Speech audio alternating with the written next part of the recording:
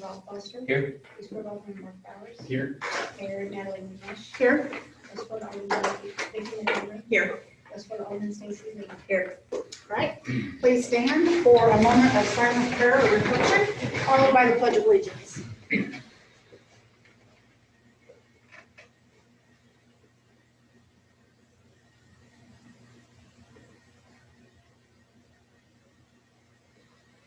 I pledge allegiance to the flag of the United States of America and to the republic for which it stands, one nation, under God, indivisible, with liberty and justice for all. Okay. And tonight, elected officials and those staff who are participating in the meeting are available in person. However, the public and other members of staff and our contractors are participating by Zoom. We'll start with the minutes that were included in the packet. Are there any questions or corrections to the minutes? Move to approve. Move to approve. Second. First and second, all in favor? Aye. All right, expenditures. There are several that are project related in this batch.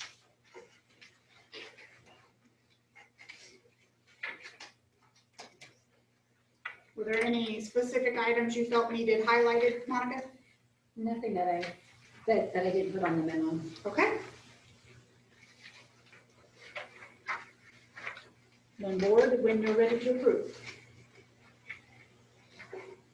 Move to approve. Second. First and second, all in favor? Aye. All right. That moves us into our COVID update, and we have Michael Taylor online.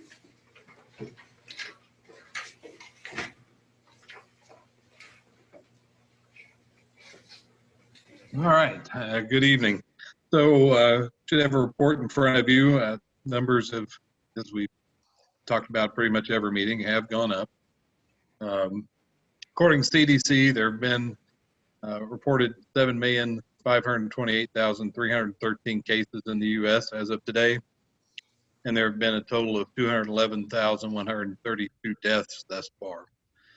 In Missouri, we are reporting 137,156 cases and 2,259 deaths out of 1,979,390 persons tested. Missouri, 114 of 114 counties are reporting cases. World Health is reporting 36,002,827 cases worldwide, 1,049,810 deaths in 235 countries. Currently, we've had 855 cases in Webster County. Currently, 121 patients are actively ill in the county, 75 of which are in the central region.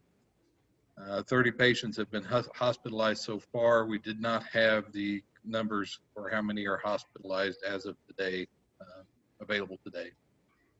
725 have recovered, approximately 160 are quarantined, and we are now up to 9 COVID-related deaths.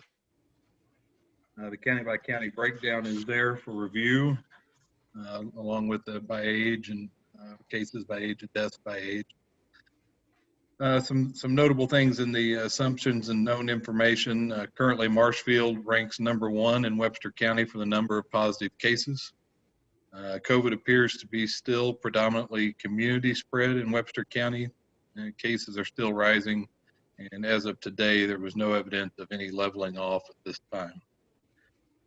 The advisory committee, the September 24th test site tested 90 plus, just shy of 100 persons, and that resulted in 17 positive tests, which is the highest we've received from any test site so far. It's basically a 17% positive rate from that test site. The next drive-through test has been scheduled for October 12th, 9 to 11, also at the fairgrounds. We're still waiting on the guidance to come out of the advisory committee in regarding to Halloween. I do know that there is a draft form. I've seen the draft, and hopefully we get a document relatively soon. As far as the change in cases, cases since I last spoke with you have increased by 345. Active cases have increased by 4, which is kind of a misleading number because actually as of yesterday, we had over 200 active cases in the county, but then dropped off again today. So, but from the numbers I reported you 2 weeks ago till today, if you take those numbers, it's increased by 4. Persons quarantined has decreased by 30. Under recommendations, cases continue to increase in Webster County. Webster County ranks number 28 out of 114 counties in the state for the total number of cases, and number 20 in the state for the percentage of increase over the last 7 days. The city of Marshfield currently accounts for approximately 62% of the active cases in our county. Our neighbor, Greene County, ranks number 6 in the state for total number of cases and number 2 in the state for percentage of increase in the last 7 days. I feel this is extremely relevant to our community since a large portion of the area population works and commutes to Springfield. So for these reasons, it's my recommendation the board consider leaving all restrictions and recommendations in place.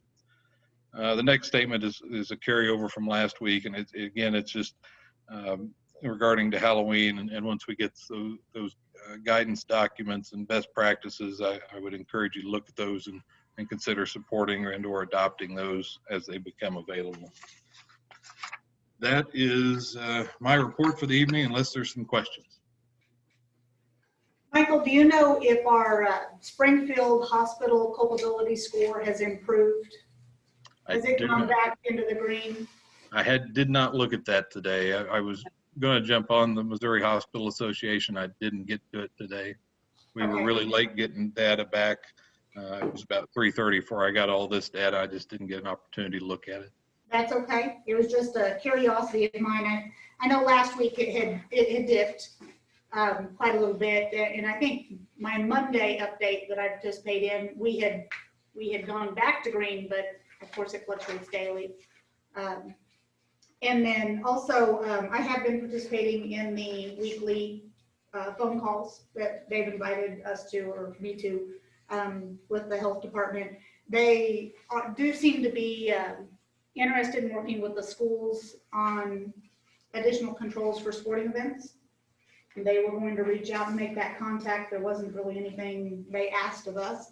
And once these Halloween guidelines are polished and accepted by the health department, I'll be sending those out to you. I'm hoping Tuesday's meeting may be the time where they execute their decision on what that looks like. And then I'll forward those out as soon as we know what they are. Anything else COVID related? All right, thank you so much, Michael. All right, thank you. Thank you. Okay, city administrator search. Our meeting was moved to Monday night. So we will all reconvene Monday night. And if you have any questions, or if there's pieces of things that you don't think you received that you should have, just reach out to us over the weekend. I do have some of the files, the emails that were sent in from people. I don't know if all of the emails are in there. Okay, then you'll have everything I've got. It's Karen, of course it is. She's thorough. So anyway, feel free to reach out if there's something that you need that I can help with. But we'll meet again Monday night, 7:30, to go through that information. Our next item is the Missouri Highways and Transportation Commission Traffic Engineering Assistant Program Agreement. Sam? Yeah, so you guys have a, this is the TEEP grant that you guys were, that Mel was here with Great River at the last meeting to talk to you guys about. You have 3 things on your agenda tonight in order to be able to move forward with this. The first one is actually accepting the agreement with MoDOT, saying that we will conduct the study. The second one is going to be a letter selecting, basically us solidifying that we don't have the capability in-house to do the work, and so that we are choosing Great River from the on-call pre-qualified list from MoDOT. And then the next item will be an agreement with Great River to actually do the agreement, or to do the TEEP grant. The letter, I would just ask that it's done by vote by the board to authorize the mayor to sign that. Is there any questions about the TEEP? Okay, if not, I'll go ahead and read the bill. Bill number 2020-62, an ordinance authorizing the mayor to execute a contract between the city of Marshfield and the Missouri Highway and Transportation Commission to provide a traffic study of the intersection of Elm, Jackson, and Schoolview, as well the back-to-back curves at Route D and Elm as described in T 043. Move to approve. Second. Roll call, please. Foster, Yes. Bowers, Yes. McHenry. Yes. Lee. Yes.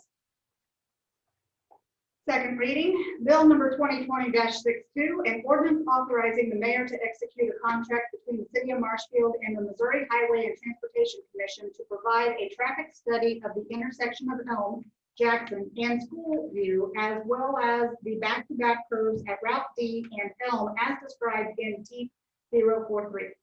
Move to approve. Roll call. Foster, Yes. Bowers, Yes. McHenry. Yes. Lee. Yes. Okay. Next is approval for the mayor to sign the consultant letter. Move to approve. Second. We have a first and a second. All in favor? Aye. And then we will read the second bill. Bill number 2020-63, an ordinance authorizing the mayor to execute a contract between the city of Marshfield and Great River Engineering for the TEEP services for intersection studies. Move to approve. Second. Roll call. Foster, Yes. Bowers, Yes. McHenry. Yes. Lee. Yes. Second reading. Bill number 2020-63, an ordinance authorizing the mayor to execute a contract between the city of Marshfield and Great River Engineering for the TEEP services for intersection studies. Move to approve. Second. Roll call. Foster, Yes. Bowers, Yes. McHenry. Yes. Lee. Yes. All right. There went a big chunk of it. Okay. New city hall and financing plan. So the last time that we were able to discuss this project, one of the major questions that was asked, or the ending question that was asked is, why can't we do this? After going back through the documentation that we have, speaking with our financing council, speaking with technology individuals, we've come up with the answer is we can. The question is whether it is the right fit for Marshfield. So what we'd like to do is present what we've learned since the last time we had that in-depth conversation. And we'll let Monica kind of start with the financing plan information. So we had asked our Joe Kinder to utilize the rent revenues from Seymour Bank in tower rent, and what amount with those rent revenues, what amount would he be able to finance? And he provided several options. We chose in this plan to use the 15-year plan. So 15 years, we could finance, borrow $546,000 with those rent revenues to service that. So then the balance of that, and we used a $1 million project for the remodel and then a 10% contingency. So that would leave $554,000 to pay, and we looked at paying that out of the unallocated cash out of different funds. So the two estimates that we had so far, I believe the first one we received was the 1.1, 1.2 area. That was BKD, correct? Okay. And then the second one we got was around 900,000 to $1 million range. We've added a 10% contingency because we didn't go through and dissect those We didn't look at what, some of the things we talked about was, furniture or electronics or just other equipment and supplies that may not be in there. So there is a 10% contingency to bump this up to an estimated 1.1. Part of the reason for picking the 15-year plan, and please help me with this, has to do with the risk that we're leveraging with using the rent revenues. So one of the things included in the packet was the rent agreement with Seymour Bank. And this agreement is a 10-year agreement with an option to renew for another 10 years, correct? Okay, and we are currently in 3. Is that correct? Well, yes, yeah, we'll begin our 4th year.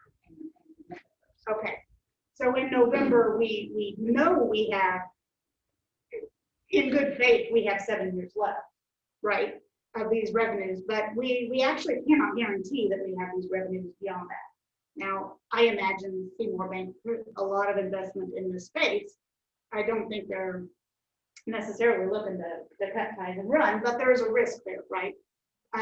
So because of that, we know we have 7 years. What we're saying is that to go anywhere beyond 7 years, we are willing to absorb the additional amount that would be owed for that debt payment out of other funding sources, if for some reason that area was no longer rented. 15 years is a long way past 7. We did look at 10. 10 dissolves our cash balances to a point that Monica and Sam did not feel comfortable with. And so they kind of took that one off the table. So we ended up with the 15. Going beyond the 15, again, our risk just increases exponentially when now we have to look at not just 1 contract renewal, but maybe 2 contract renewals. So that's the reason this particular financing plan is brought to you tonight, this 10-year financing plan. And it's based off of that rent revenues for Seymour Bank and the contract that we currently have. So we have also provided a option B and C. Would you explain those, please? So option B, well, let me go back to option A, the first one. A is included in your packet. So that one takes the full $554,000 and divides it out, allocates it out. And then the general fund has the $133,000 set aside for the rent, from the rent revenues. And so of the $191,425 that the general fund would be paying for this, $133,000 of that is the rent revenues, and then the balance of $58,344 is your unallocated cash. So then if you go to option B, we would take, that one is taking the $133,000 off that $554,000 balance. And then that difference of $420,919 is then allocated to the different funds. And the reasoning on this one is because we've already set that money aside and earmarked it for this project. So I thought it made sense to assume we would use that money first and then dip into our unallocated cash balances beyond that. So the theory on option B is that we use what's earmarked first and then we allocate the remaining portion. Monica? Sure. And then option C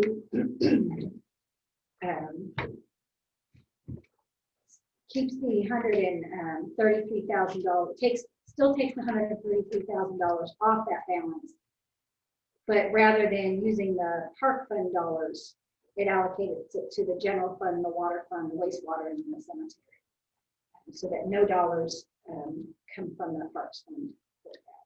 Right, and the idea behind this is that while the initial expectation may be that we are moving parks to the downtown square, overall, there is a plan that's in place and somewhat fluid at this time as to when it gets started. But in conversations just this week with Christy Beatty, there is still a possibility that we're looking at the activity center being completed by 24, is that what they, 23, 24? Now we have not dove into that very closely, but if we want to get this into place until 22, when we finally were able to get this all open, or maybe it's even 23, and yet we're already well on the way of building an activity center at the same time, I don't think the statutes surrounding the sales tax for the Parks Fund would lend itself to the allocation. So that is kind of a timing game. If we were ready to pull and run now, I don't know that there's a question, because Parks is going to move with us. There is no active work towards that activity center at this point. It's just a plan. But if we don't have that immediate takeoff and we are several years down the road before we move into it, I think then we need to consider that the Park Fund may not be able to contribute, because they will already be building their own building. So these are the financing options. The other thing that I looked at, and I tried to gather an idea, and of course I did not participate in the discussions of the BKD plan, but I did receive a copy in the meeting that we had. And so I tried to look at what that plan was and figure out kind of who sits where, like what employees go where in this building. And then I tried to do the same thing with the drawings that Joe had provided us as well, and the who fits where in the building. Overall, I see that we can move current operations to the square very, very well. You know, possibly improve or streamline operations, but I don't see it can grow. The way, and this could be a misunderstanding, I don't know that the plans that I saw were really showing me how many desks can fit in a room. I mean, there could be a lot of information that I'm not taking into account here, and I'm willing to discount this by saying that, but I'm not sure that as our city grows and our staff will need to grow with that, that current schematic allows for that. Now, my understanding was that there is a portion of the second floor that is likely part of the Seymour Bank, a possible extension. Was that correct? And that was just like a second option, right? And so that could be part of the area that isn't deemed an office that maybe does lend itself to further discussion. But that's another thing that I looked at. I looked at, as I was trying to figure out the new employees that I wanted to put in the budget for this year, one of the things that Sam asked me was, where are you going to put them? Like literally, where are they going to work? And so Referring to this. this space, yes. And so we had that conversation of, okay, what do we need to do to fit those employees? And he's right, where are they going to work? We've been able to figure that out here, but I took that same concept to the drawings. And I didn't feel like, based on the current footprint that I understood, that we would have a whole lot of extra room to grow. Now, Rob, you had mentioned, well, we can always grow into the next building. Again, there's a risk and a financial risk. Grow into the next building. I think that's clarify. Okay, that could be my misunderstanding as well. I thought when we were you say talking about the next building, what do you mean by that? we had talked about how we, I felt like that building didn't allow us to expand. And you said, well, you just get another building and take down the curtain wall and expand. Yeah, so I'm confused because my understanding is that building already has significant more square footage than this building. Okay. Do you not understand that?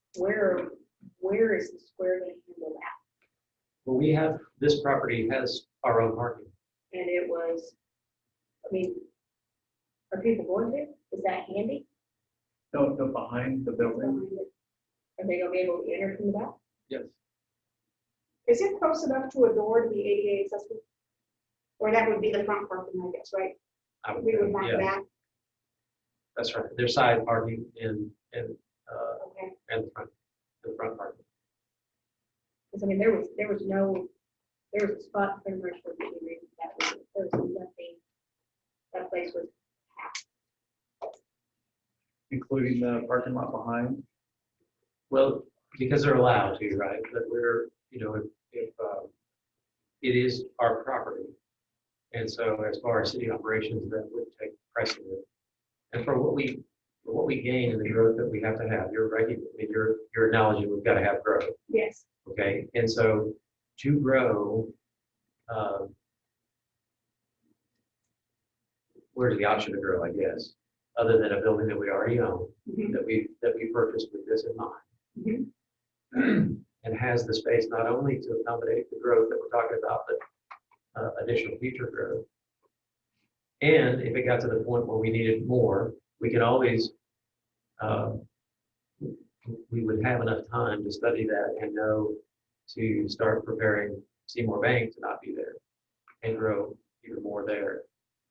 So I think that all that space for the money was a huge consideration. The other is that, initially in that 1.1 million, it was the adjusted approach to building, which is now a year old, but still, that's when we were talking about it. Right. Was included some pretty large ticket items, including, I'm trying to remember which was there was $35,000, I think, that was attributed to something that we know we're not going to do. Okay. We have other options that we can not do, and I think all that total, I don't want to misquote it, but over, I think it was nearly $100,000, if not $200,000 of options that were viable options for us to not do if we weren't comfortable. I think it was 100 plus. Yeah. And so to try to approach it, the growth, and when I say it, I mean the growth that we are already up against in another way, could be a lot more money than this. And if we're not going to utilize the building, it doesn't make sense to keep the building. Right. And therefore, then we lose that rent revenue. Right. And so it gets into a vicious cycle where it's just getting a worse and worse scenario than the one we planned for. It seems to me like we've got the hurdle taken care of and addressed before we even consider the fact that part of the plan when we bought this building was to make the transition and then either sell or lease this building. So we even have, but if we don't do it, we don't have this to lease either. But if we do, we have this to sell or lease, and continue to consolidate operations and rooftops and divest of ones we would be better off doing, right? So ultimately, not only is there a financial way forward to do it, considering the cost of doing it, that doesn't factor in what we really hope to do, which is to have increased savings as well. There's still So quite a for bit all of the- financial risk involved in that. Well, there's risk in everything. Any way you want to slice something, there's risk. If we don't have room to grow, there's risk in us not being able to do that. Or how do we do it? Or incurring extra money and then trying to figure out how do we link together Right. more spaces. So I think that I think that being there And having the economic development arm now that we have in this community, it, while absolutely nothing is sure, right? There's nothing that's sure. It is a pretty safe bet, given that we have to do something. And here we've already planned for this and have invested in this. It has a new roof. It has new utilities run to it for the bank. It has, I think you're right to acknowledge that the bank put probably an extraordinary amount of money into that building to be able to function based on what we know they had to do. What we know they had to do was very expensive. We know they like that location, and why wouldn't they? Because of the amount of traffic it has and exposure. And then again, I think that I think it's no small matter that, you know, it sends, as much as anything, the signal that we are as a city very much behind, which is the revitalizing of that area of town, and even spending lots of money for that very purpose. Right. And anxious to do it again as soon as we can get connected with another grant. And then can be an anchor for supporting retail and eateries that come in there with our employees and the people that are pulled into that building to do business with us. When you put it all together, I mean, it just makes a lot of sense.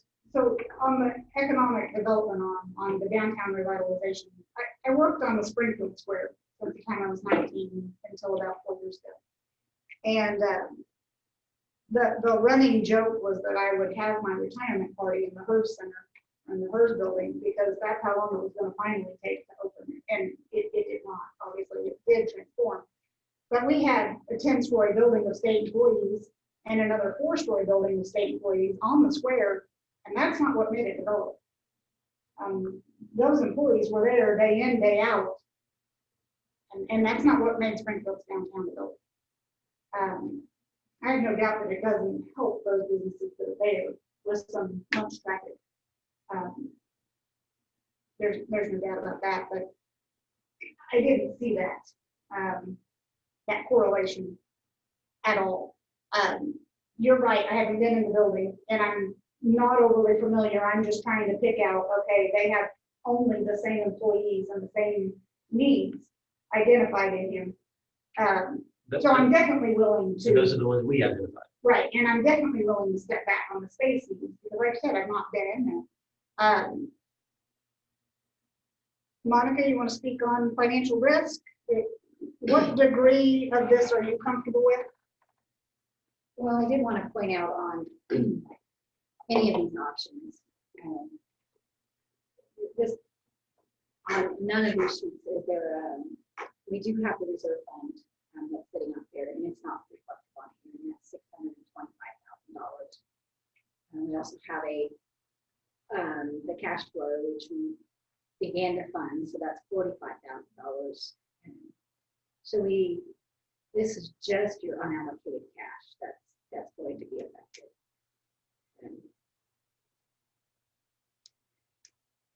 You know, if you had other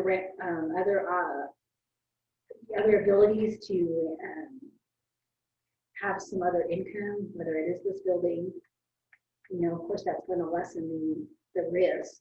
Could pay off the debt faster. Sure.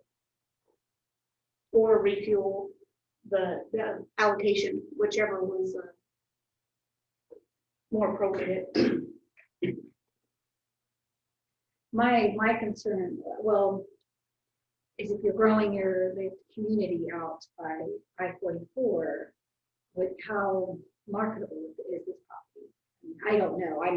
I have no bearing on any of that. But that's just a question. We have vacant buildings in the city, and if you're banking on revenue from this building, whether it's a sale or a lease, you know, what's that probability? You know, what does that look like?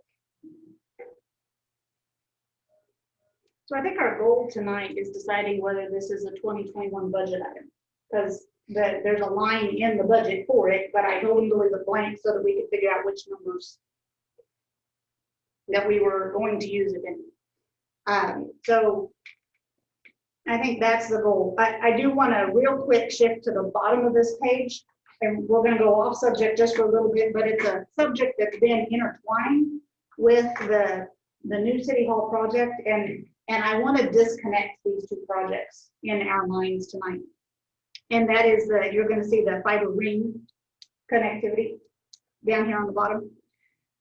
So today, literally this morning, we were able to have a wonderful meeting with Shoni, another technology consultant, Richard, Sam, and myself.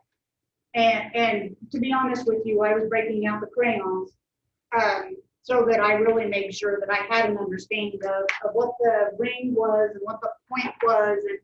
And then also, since the SCADA issue failure that created the boil work,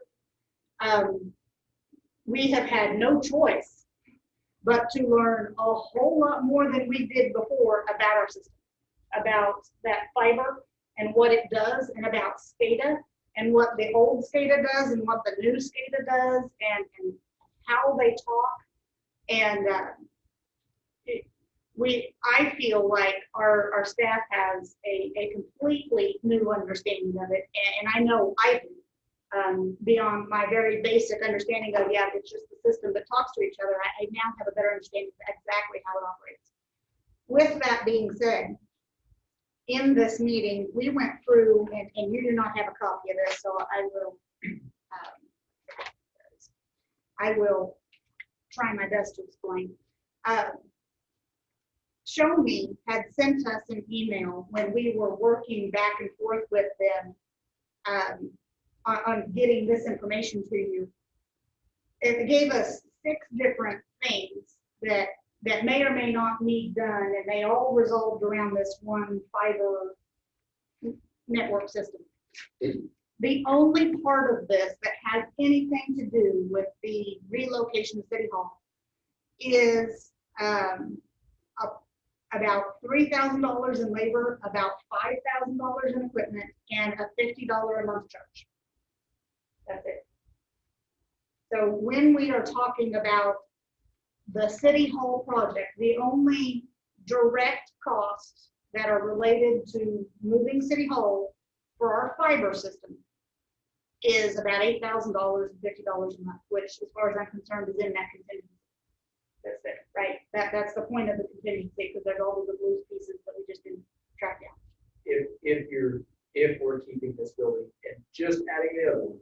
Correct. That's exactly correct. As long as we keep this building. Now, if we sell this building or lease it and do not leave our hub and spoke in it, we have identified another option. It came up through this technology consultants that we've been working with on the current SCADA project, that many entities use these climate controlled buildings. They're like little bitty safe rooms, and they put a generator on them, and that's where all of their brains of the operation go. They're relatively inexpensive based on what they've been telling me. And literally, we would only have to show me the cost to move it from there to there. We could pretty much put it in one side of Rotary's parking lot and landscape it so it looks nice. And we would move our brains from the closet out of the building right there, and most likely be looking at a much lower number than the $290,000 we were looking at. Okay, so we have sent that back to Shoni and said, hey, can you look at this and see if it works for us? See if you can do this, and what would it cost if you did this? Everything else that was in this email, there were some things we looked at and went, oh, there's just no point in doing that. Because of how we understand our system now, there just wasn't any really tangible reason. We weren't gaining any new signal strength, any really good redundancy. We weren't getting any benefit out of doing some of these now that we understand our systems better. Okay. The other things that are in this email include hooking up the water tower at Golf Course Road, which has to be done like in the next month. Okay, so that's going to go through, and that was part of this whole package, and that's going to happen regardless. We have to put the water tower on the system. The 290,000 was putting us into a ring, and we really looked at how they had connected us into that ring cycle. It all made sense where they had put it, but ultimately that was the part of the system we didn't feel we really needed to spend the money on. We did identify a couple of areas where if it was low enough cost, if we could, and I even tried to incentivize it by saying they'd be the first utility out there. It would be nice if we could connect our pool to lift station 8, which is just a little farther north, like at the new. Okay. So basically we would go up that Elm Street extension with fiber and connect into that. That would create a ring, but the purpose of that wasn't as much. It does help our pool quite a bit, but it would also allow them to bring their infrastructure up into that newly developed area and might actually help us on some economic development. Saying we had one more utility out there. So I kind of pitched it in the way of saying, well, maybe there's a marriage to be had. So they're going to look at that, but that was the only part of the ring that we really thought benefited us in any way, shape, or form. The other items that were in this included upgrading part of the switches in the system, which we have learned that Show Me had quoted us one particular switch, which is a great switch, but may not be what we need, and we may not need that particular one in all applications. Can we go back to the only I can't remember exactly the word you used, but the only benefit of having the ring or the advantage going that way was to connect that lift station gate. Right? Did I understand you right? There is some. Can you help me out here? There's some benefit to connecting here. It's a ring, it's not a true ring. Right. The way that it's drawn, it's not a true ring. Unless you make that connection. Unless you make that connection. Okay, And- so- And beyond that, to really get into a full ring, you would have to go from the treatment plant back somewhere up here, because it's still gonna be out on the limb by itself. Yeah, so my understanding, and I think I remember them talking about, okay, that might be the exception, right, on the ring, otherwise there's a ring. And my understanding that the real benefit of the ring, far beyond just being able to connect another lift station, was that if there were a break on anywhere, everybody can still access everybody else. Right. So that's pretty significant. It is, but there are other ways to obtain that. So maybe I was gonna say a little light on that earlier, but so you guys approved the SCADA improvement project, very large project for our network, obviously. The way it communicates from one site to another is 180 difference from what it did before. And so when we were talking to Show Me about this originally, everything originated from here, and we've got one of the guys from IT on here. You can explain this if we wanted to, but basically everything came from a computer here, so off of our server, and it distributed out to the endpoint. So if it had to tell the lift station to pool, it all transferred from here, and it had to go from that server to that pool, and it had to go that way. Hub and spoke. Hub and spoke. So everything came from the server. This new system that we put in, even if it loses connectivity, or if it loses that communication line in between there, it feeds off of the nearest endpoint. So like the wells in the towers, for instance, these new, getting a little technical here, these new PLCs, instead of having to read from the server, it will read from a pressure transducer that is into the well that will tell if you lose connectivity between here and the well, or the well here in the tower, the well will actually tell the tower when it needs to. They communicate back and forth, so it's not all coming from one server. Does that make sense? The redundancy comes in from how the system communicates with each other instead of all coming from one endpoint, meaning it all has to come from CL. I may be really confused. I may have done more damage than help. So other than our actual city buildings, if you take those out, every part of our fiber system is infrastructure, correct? Say that again. Every other piece of our fiber system is infrastructure if you take away all the city-owned buildings where people work, right? Okay, so all of that, because of the SCADA upgrade, will now communicate with each other. And the servers are basically for reporting storage. So for instance, right now today, the wells are not going through that server. And they are running automatic. And we even They're asked, connected to one another.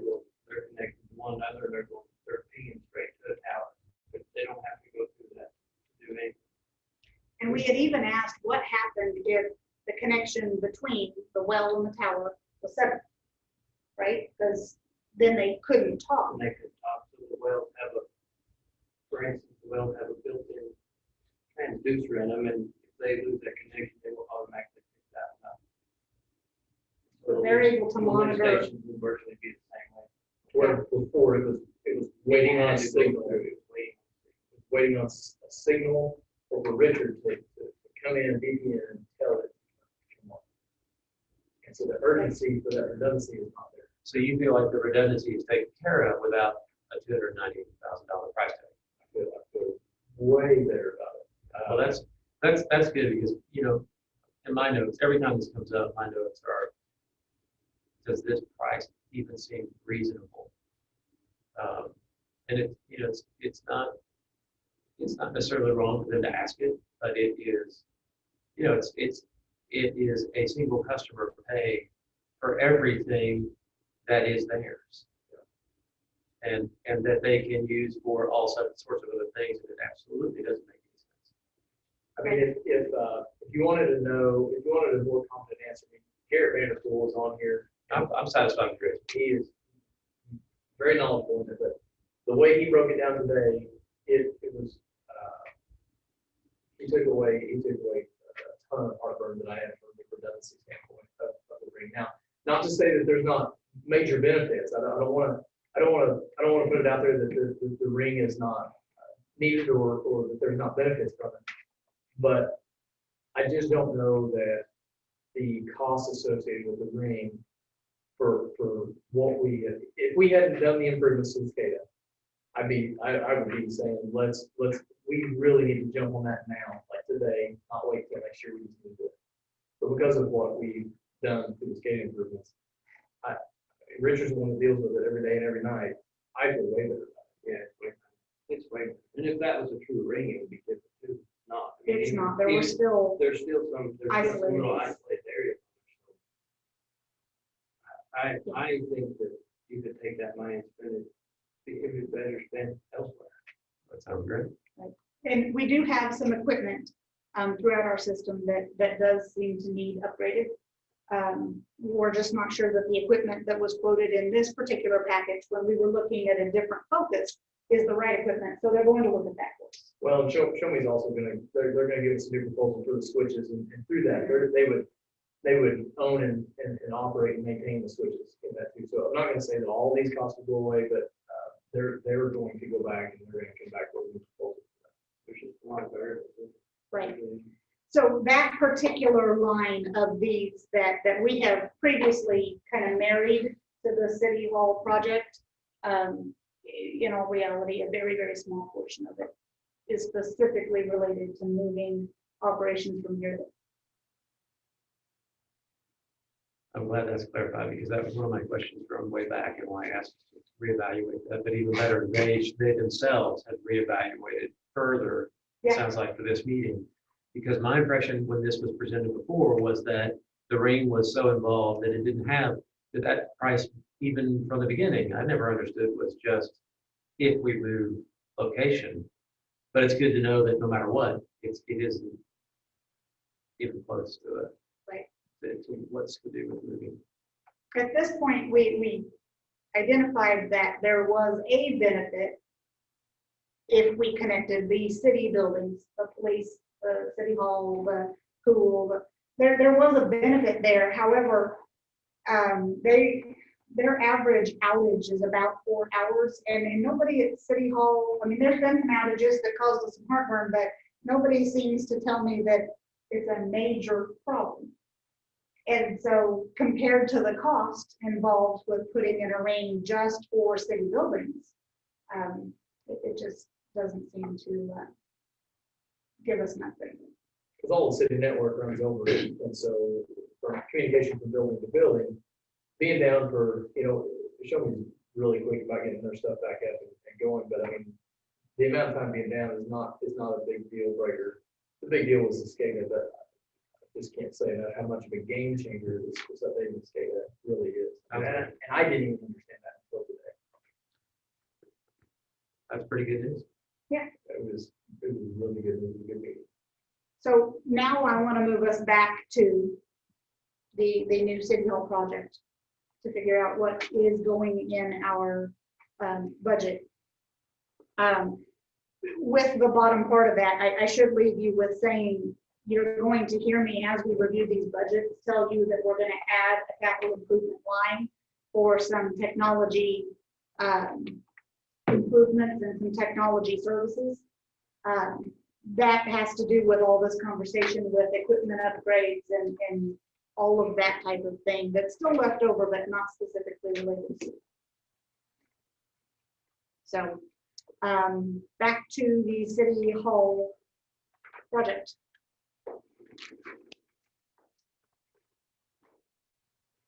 Yeah, so for me, I still believe in it strongly. I think it's, I think for so many reasons.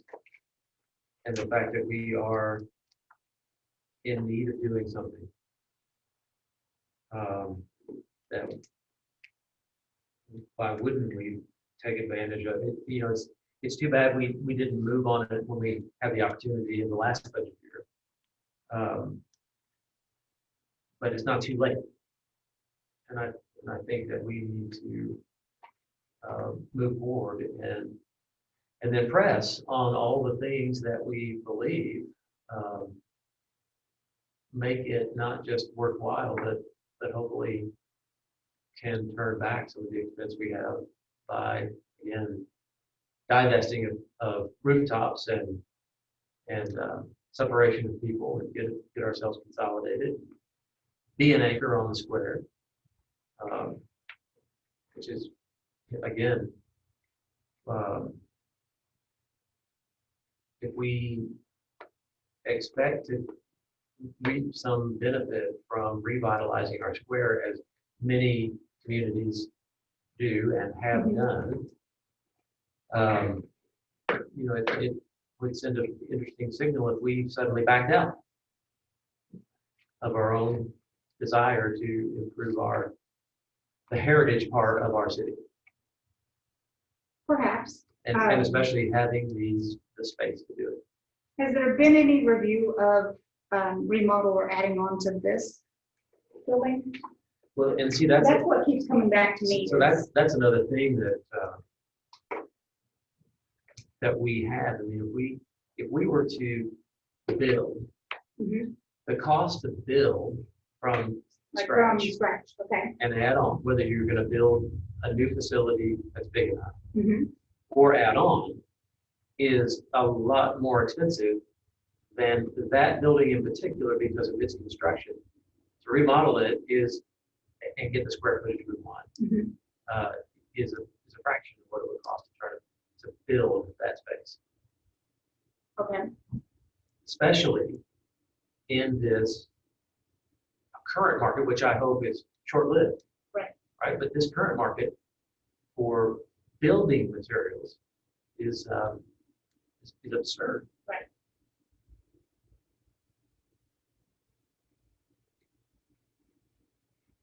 Other thoughts? Other direction? I'm not saying we don't need a new city hall, a different city hall built onto city hall, but I am not 100% positive the squares where we need to be as a city. Okay. Vicky or Mark? Would it help for us to do a walkthrough down there? Can't see that it hurts. I think it would greatly help. I'm with Stacy on the concern with parking. Yes, there is that parking lot in the back. In the winter months, I can tell you it's impossible to find. Oh. It is down here and the bank is up here. Can't tell you how many times that Judge Thompson helped me walk up the steps, walk up the parking lot. Parking is my sister has a business on the square, and her one parking space in front of her business is always full with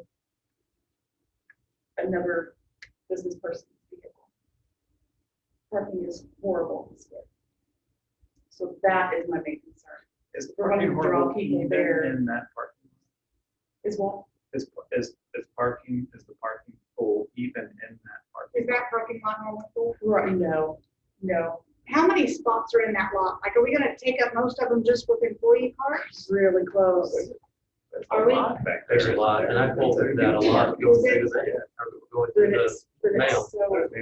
I find parking in there on the 4th of July parade, Oh, okay. I always park where in we the back park of every year. I mean, it's a big parking lot. I don't know how much of it we own, but it's a big. And I think it's worth going through the building. I really do. Okay. Is that something, could we meet just a little bit earlier Monday? Could we do 7 o'clock tour and then come over for our 7:30? Is that possible? That is a holiday. So for like the bank, Yeah, the bank will be open. Oh. will the bank be open? Sundown's probably at 7 and 6:30. I think, is it a bank holiday? I think it's a bank holiday. Yeah. It's not a holiday Yeah, for I don't- us here. I but don't work, but so I think it's federal. You know, It's a bank holiday, isn't it? although I'm staying. You'd be able to. So I I can go anytime. Yeah, but I'm just saying, it's not a holiday for us. I'm just For thinking of Sunday. we'd school. We'd be able to come back and have a special. Columbus Day. Yeah. Yeah, I know. It's not a holiday really good thing. I'm saying you might not have as many people on the square. Oh, Yeah, okay. What I'm trying to say. Accessibility, gotcha. I think Well, well, it's 7 o'clock anyway. Yeah, it's So- 5 o'clock. You think half an hour is sufficient? Rob, you've been in it. Okay, do you think a half hour is sufficient to, I think an hour just to be safe. okay? Yeah, I mean, it depends on how deep you want to get into it. I mean, I think, I think you can get a sense of it in half an hour. What you're not going to do is resolve where everybody's going to sit in half an hour. That's not going to happen. Right. It is- But if we took this in, we could visualize. You could at least visualize what's drawn. Okay. Would everybody be available? Do we want 6:30 or 7? I mean, I'll be pushing it, but I used to get here 6:30, but sun will be down at 7. Okay, I don't know, it'd be nice to have some daylight. okay. 6:30 Monday? Walkthrough? Sam? That Yeah, work? because I can't think, What I was asking, you guys have your meeting. It'll be dark. What? Headlights in there. Our side. I don't know. You may not want to. Oh, yeah. You may not want to. Dave's got it.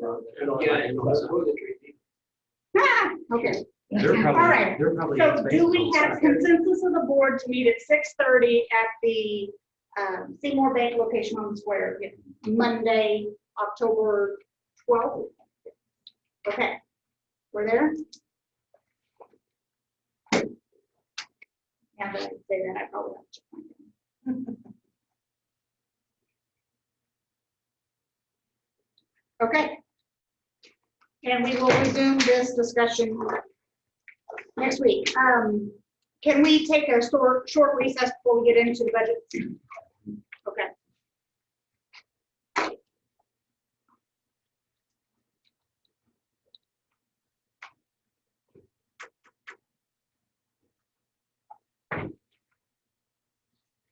Yeah, so you could reserve a number of parking spots right out front, customer parking on the side.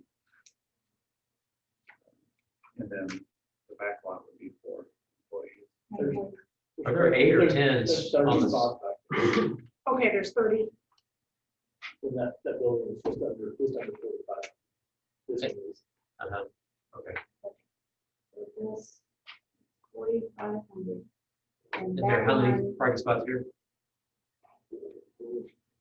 I'll tell you. Five, Never counted that. 5 in front. I think there's. Yeah, I've never counted. Probably 5 right in front of the building, right, and maybe 8 across on the other side, 13. Not be that many over a week. A little bit. We lost the driveway. Are there maybe 23? I'm saying we have 20. So more parking there. 32 32 here. 32 here, if So- you don't count the ones which, I mean, our girls park over there is 32, So comparable in the back lot, 39. plus the front, plus the alongside the building there on Did we? Marshall. Are there 8 or 10 spots there? It may show right there. It may show on that. oh, Does the, See, what are we did gonna the, did the contract, did they reserve any of that contract? They had. I know what said, I'm in the It's really big people. It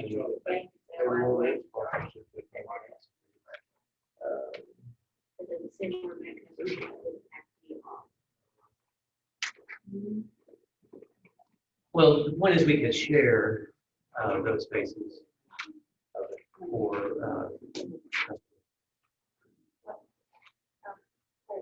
I'm getting the comment that we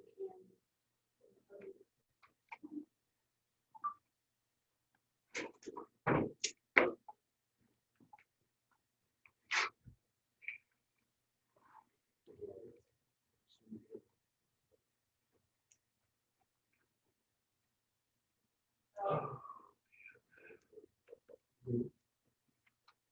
So we have drive-up customers. You know, I come quite a bit during business hours, either to pay, because I always drop off my payments, or to pick up packets, or to do something or other.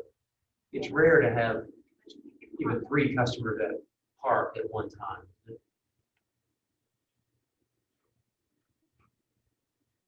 At any given time.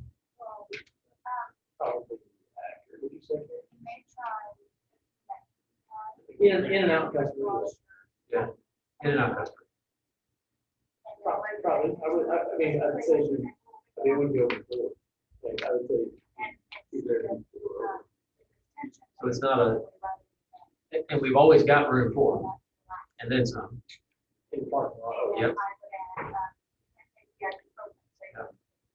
It's really not a huge.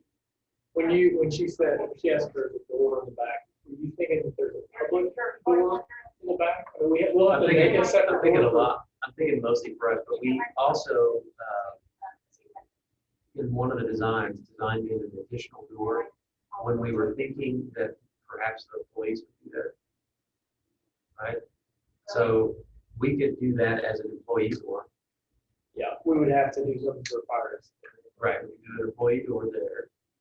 And then, of course, we have the front door for customers, which is really what we like from the time anyway, and access to it is easier. And ADA, and so forth.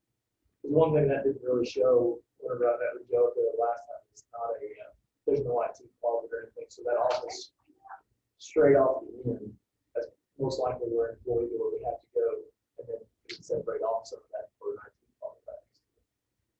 closet. In the On Square, isn't there a small vault that could be? There is, but we'll have to have a vault here, we'll have to have a vault for City Hall along with some storage.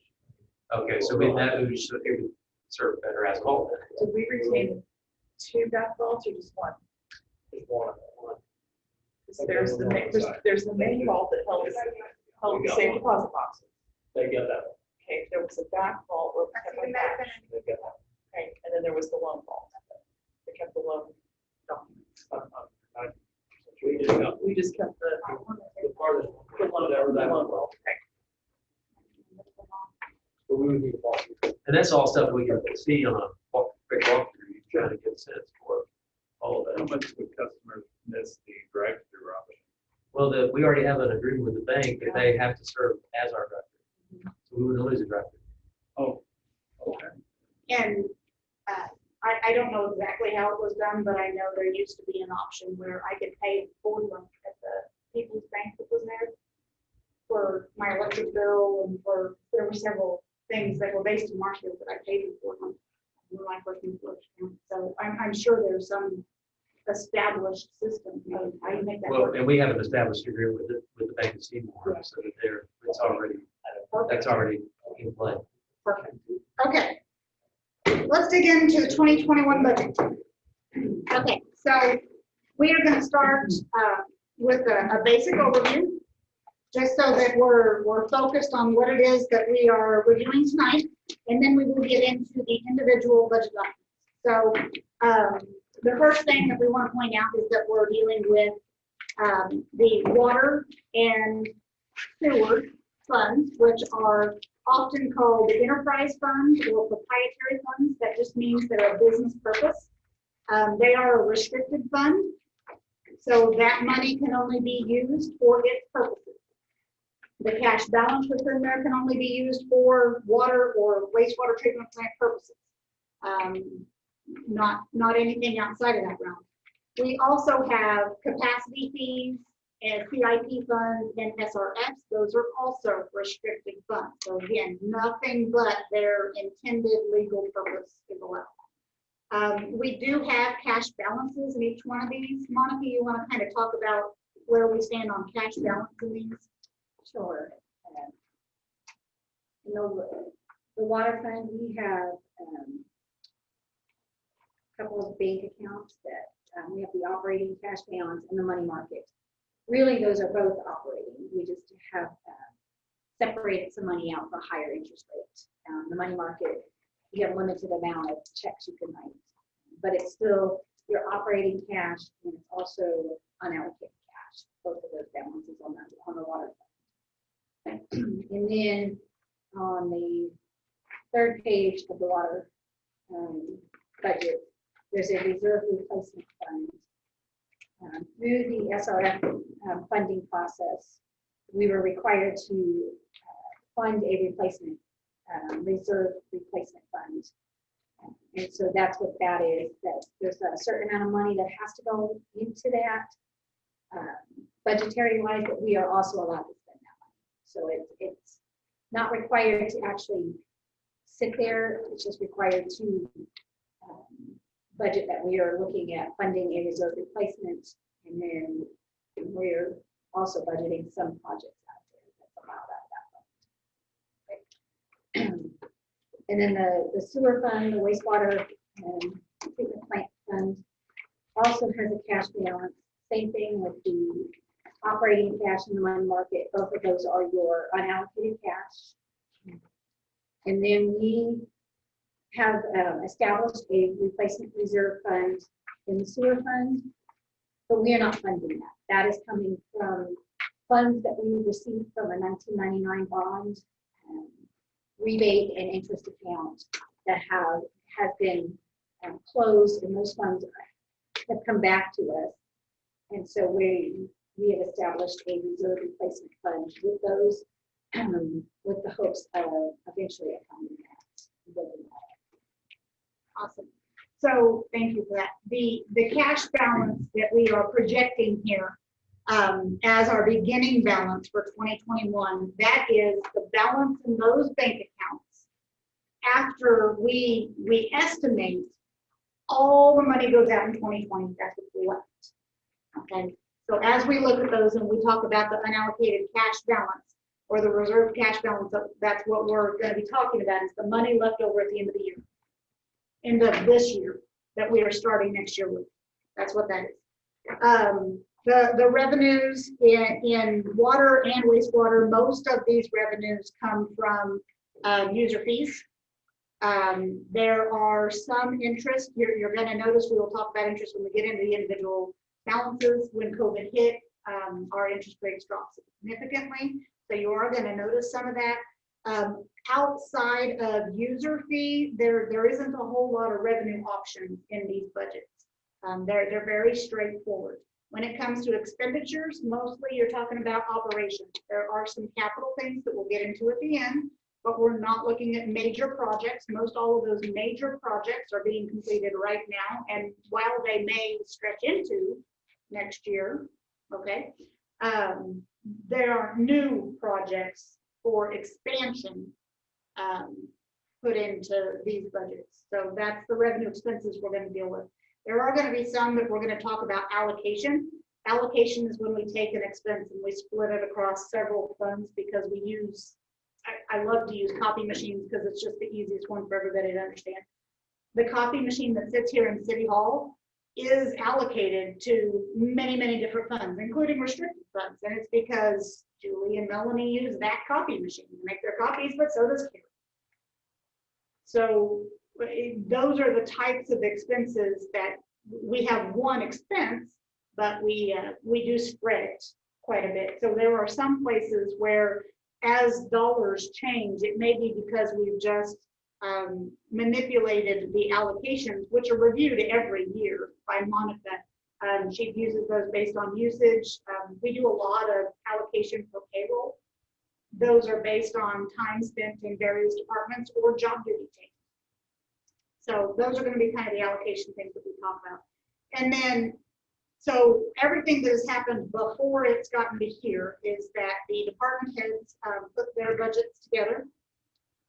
Monica supplied most of the payroll, some of the overhead expenses like insurance, the things that are just known flat expenses.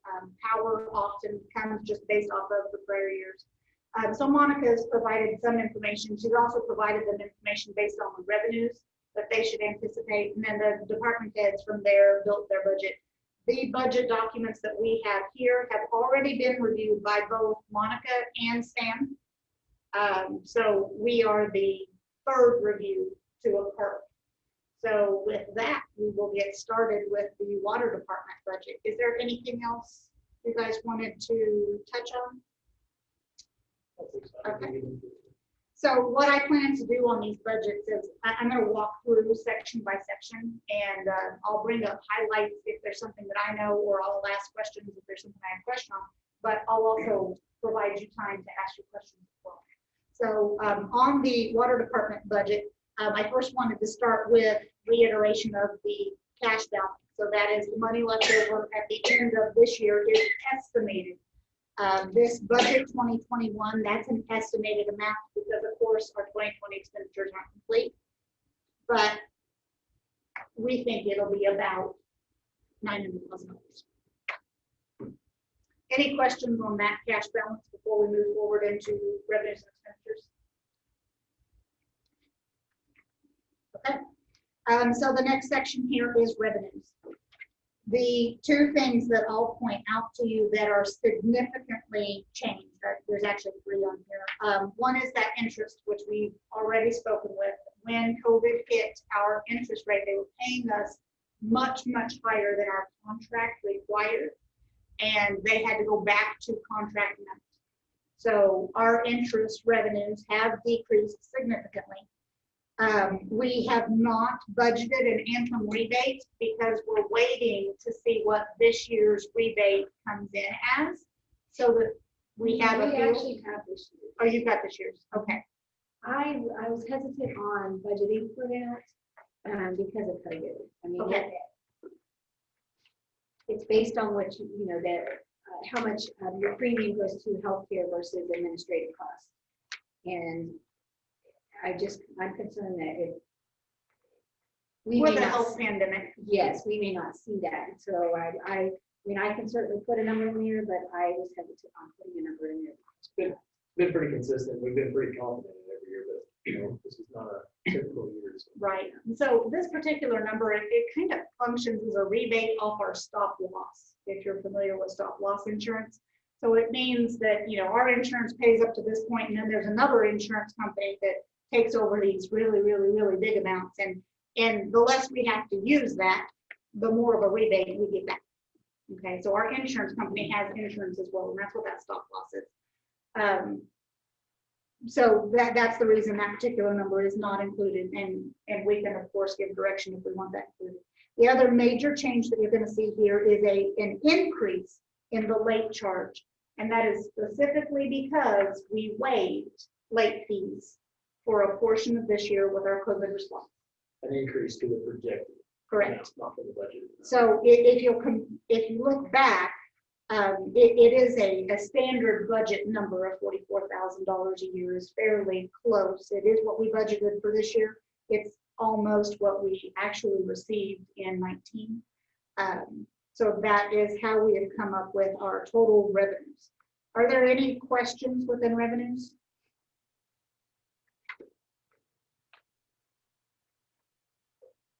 Okay. The next two lines that you have there in the middle, I want to skip those and come back to them at the end. They'll make a whole lot more sense.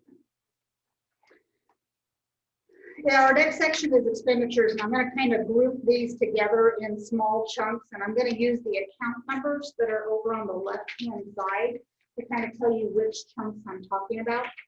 The first area I want to talk about is those top 8, 9 lines that are personnel. So everything from wages down to workers' compensation.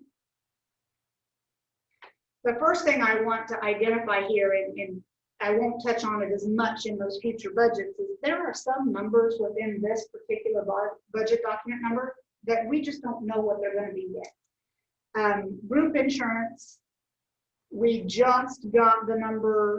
We just got it this week. So what you see, the difference, what you'll see in this budget and when we get the general admin budget is in this budget, we were still projecting, and so we projected a 10% increase.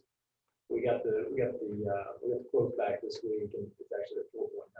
So this budget still reflects 10%, but your future budgets we're still getting some things that roll in, and so there'll be some things that will be subject to change, but so as we make changes to this document tonight and decide what stays and goes for our final document, when Monica brings us that document again, that particular number is going to change because we now have something more concrete to project upon. Workers' comp, we don't have that. Do we have our workers' comp number yet? Workers' comp, I mean, that's going to change a little bit, but we won't see the bill until, well, we won't pay for It's that right at the until first of the April. year. Okay. So, and there's a little bit of built in there for that. The loggers, I do have the updated rates, but this does not reflect, and they Okay. did go up a little bit. So the next budget will have the corrected loggers amount in there. Okay. Was it a very significant increase? It was. Loggers has been a fairly significant increase for about 5 years. Mosers has followed the same path. It's been a very significant increase each year. I don't think it was a significant. Okay. Okay. So we may see a decrease in expenditure there. Focusing just on wages, if you look over in the comments, we have 10 employees, the utility superintendent, and then in wages admin, we have 7 employee and new employee additions. There was 2 documents provided to you tonight outside of your packet, but I don't know what I did with. Oh. I thought it was the IT stuff. That's what I did with it. Okay. So run the truck and get some saline solution. Oh. We got something in the contact. Okay, no problem. It's live. We will just wait.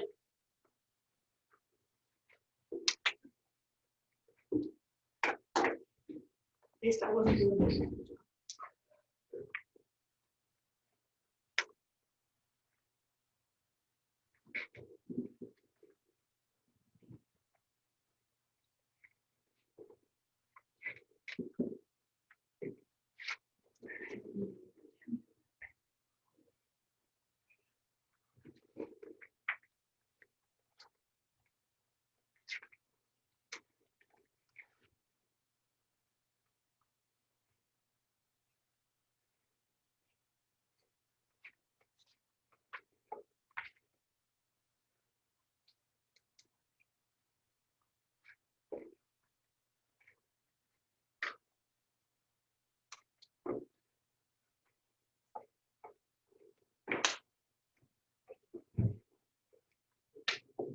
Oh,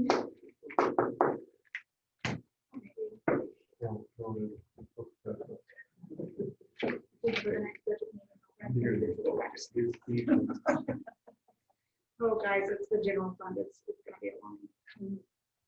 That's just a big budget. I'm on it. With that being said, we'll have your general fund budget package ready for your meeting Monday. When we come to the meeting Monday, we'll get our paper, our next budget on Monday. It needs to sit over the weekend and be looked at one more time. It needs to sit on. Awesome moving part. Needs to cool off. Well, that's one of the things, like when you get to looking at it and then all of a sudden you make one change and it affects the next 14 pages and you're like, what? Remember, there are living documents. And they are only a plain.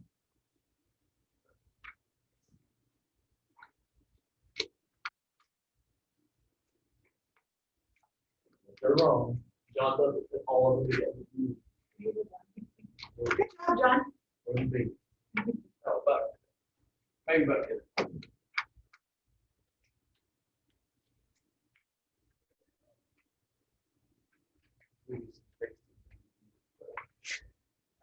A lot of these will be short. Let's read it in. We've only got two that have any discussion. Yeah. Say, Once we get into the real room. I can hear a text. There's just a lot of- Can't see. I'm not saying it's perfect, but it's not.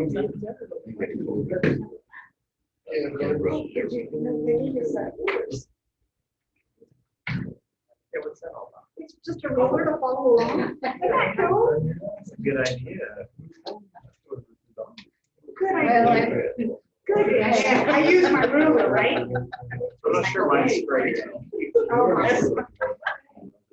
Get outside. So good. That's okay.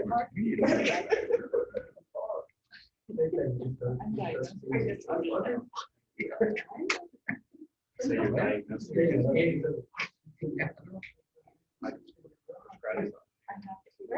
I have to touch certain spots on the wall. Like it's slipped up. See what's in my works. I know it's a Wednesday, my house is a mess. My house is a mess. How many times do the lights get turned off before they're on? The whole light, I turn it off on twice. I do that. The kitchen light only goes on. I mean, they did that one on the word. And, yeah. The TV stays on. Okay. Huh. Yeah. Major issue. Yes. And I told my agent. You don't like the brown ones? It's brown first because All right, we have 2 pages in our packet, or the extra packet, that are allocations. The first one, which has the yellow lines in it, this is broken out by section, and we will actually use this particular paper all the way through budget season. So if you want to just leave them here and we can pass them back out, or if you want to take them with you, you're welcome to. But these top 7 positions and the 2 yellow lines are the new employees. That is that administration wages admin line. So that is what we're funding there. That's how those are allocated. And those 2 yellow highlights on that allocation sheet are the 2 new employee positions that were added.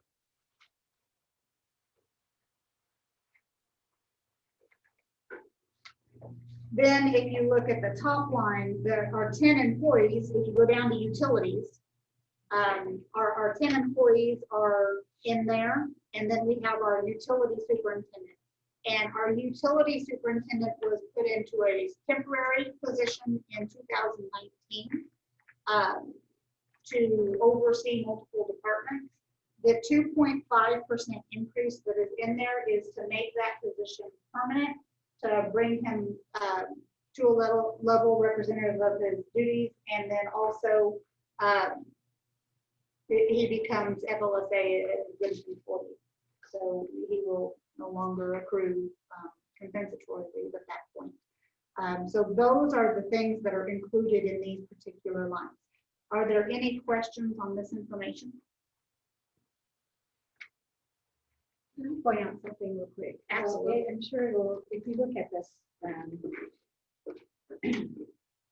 So on our wages, we budget for the department and then the administration, but our projected actuals and our actuals is just one number because it's combined. We don't in our system, we don't actually divide that out. It is our wages come in one line. And so and you'll see that in all the departments and funds. So that projected 2020 number, the 222,000, that is both the department allocation as well as the admin allocation. So I just wanted to show you that that's the combined total of those two. Yeah, that is a really good point. Other thing I wanted to point out is the new positions that I'd like to see us add based on our conversations with that big org chart that we did. Those are in here in operating because I do feel like we need them to operate. However, if we reach a point where we're in a crunch, they've been specifically identified here for you so that we can know what dollar value we are playing with. And that's what that second sheet is. The 2 employees that are new employees in this second line are on this second 2021 allocation. This tells you the percentage and the dollar value that goes with each one of those funds. And again, these particular employees are basically picking up duties that we have difficulty accomplishing within our normal working hours, or they're just overstressing our current employee workload and adding these employees. And you can see I've really tried to combine duties from multiple areas, and that's why they have so much allocation in here. So any questions on personnel? All right. Next, I want to look at 6020 through 6029. And there really wasn't anything significant in here. Anything specific you'd like to bring up? Okay. Any questions? Yeah, I've got a question. Uh-huh. Oh, well, no, it's through 29. Mine's about 60/30. Okay. So you're probably going to. We can just go to that now. So we'll drop down to about 60/30 to 38. And the question, go ahead, Rob. Well,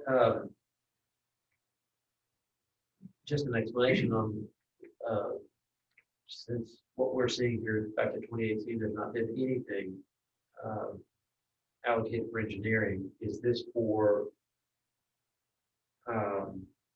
something known coming up, or is are we thinking about hiring somebody for engineering, or what's this? So that number can be number could have either been placed in the engineering line, or we could put it in the replacement portion. Some of what we ran into the last couple of years have been some of the improvements that we want to do or that we need to do, tying some of these lines together, running some of these lines. They actually they have to they require a permit from DNR. In order for DNR to give a permit, they have to have an engineer stamp set of plans. And so what that is, oftentimes with these shorter lines, it's not very much, but some of that has been paid for out of the maintenance portion. Some of it has been in the replacement fund. What we did, since we had an actual engineering fund, we decided to pull that money over. Okay, it's just simply because it hadn't been on the ledger before. Right. Okay. Gotcha. Thanks. Yeah, it's way easier to track. Okay. Any other questions down to 6038? Okay, can we go through the end of that page? Any additional questions through the end of page 1 expenditures? I will just throw out the reminder on the power. You see a pretty significant increase from 2020 to 2021. That is the $400 some that we, Webster Electric had that miscalculation in there that had the wrong multiplier in the meter for our well up here on McVay Street. So that is the additional fee that we stretched out over 3 years plus the new multiplier is put into that. So that's why you see that.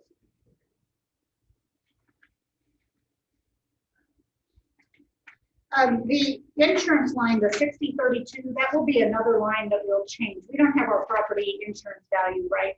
Yeah. That's normally November. Okay, okay, so that is another line that's a moving target.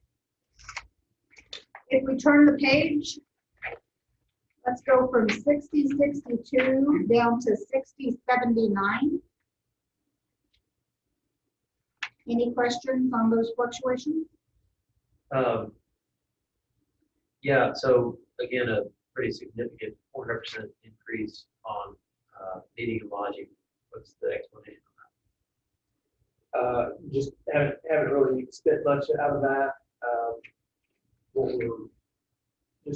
What that is meetings for, you'll see an increase in the training and safety as well. Yep. And so we've got some newer employees that, I say newer, they're fairly, but they have, their training for their water licenses to be certified. And so oftentimes, assuming that, that those will be in-person trainings. So when they do that, that is, sometimes you have to go and stay, and then sometimes that covers meals and this and that. So that's Okay. the So this is more travel expenses?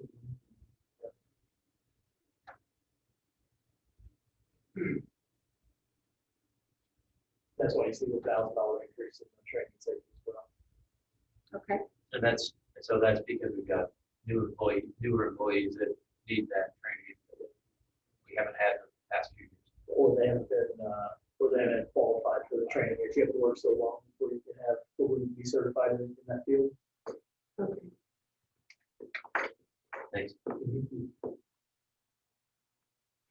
Okay, we'll take this now from 6097 down to 6256, which is water line replacement. There is a couple big ones that, Monica, if you want to just explain the cost of issuance.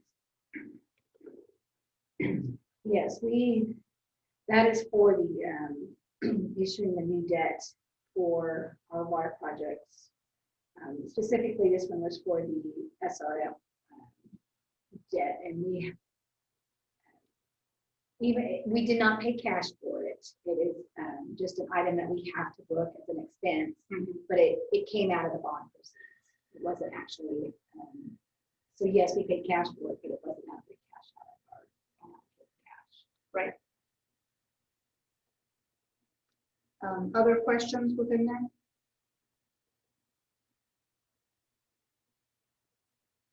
Okay. We'll drop down to 6301 to the end of expenditures that ends with criminal record check.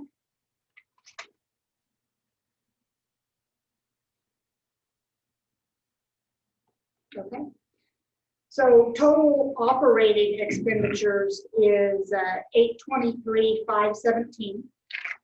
Our estimated revenue was 946,369.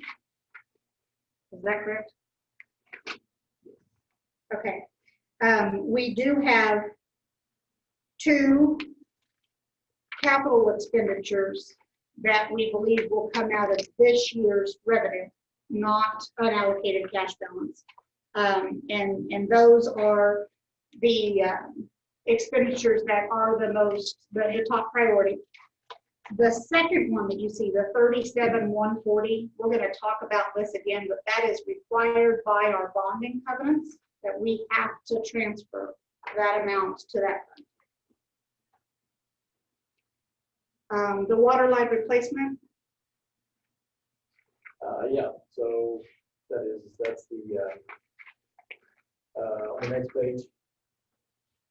So if you look at, this replacement, this reserve replacement fund, what that is those are the funds that give Richard the opportunity to look at some of these water lines, the applications that come up, or the issues that come up through the year, to be able to do stuff as they come available and as they have time to do so. An example, many of you have been down North White Oak this year. We had it in pieces throughout the year, and so we were able to. We had an old transite line that ran down the back of some of those houses. We were able to move that water line out front and really increase the fire flow. It's allowed us to purchase the pipe. We haven't installed it yet, but we purchased the pipe out of this fund to connect, to finish connecting Lee on Burford from Lee Drive down to White Oak. We laid a new water line down Chestnut Street, basically to tie into this new line that they're putting in for the improvements down here for the distribution line coming as well. That's what we put the distribution line in with last year, was with those monies coming down McVeigh Street, Washington Street from the square all the way down to Pine Street. That's how we moved that. There wasn't a water line anywhere in that vicinity, and that's what we used to do that as well. And then White Oak, the other portion of White Oak last year, basically from just a little bit off of Buffalo on around to Bedford, we were able to get that old line that didn't have a way to flush it, right? Didn't have any way to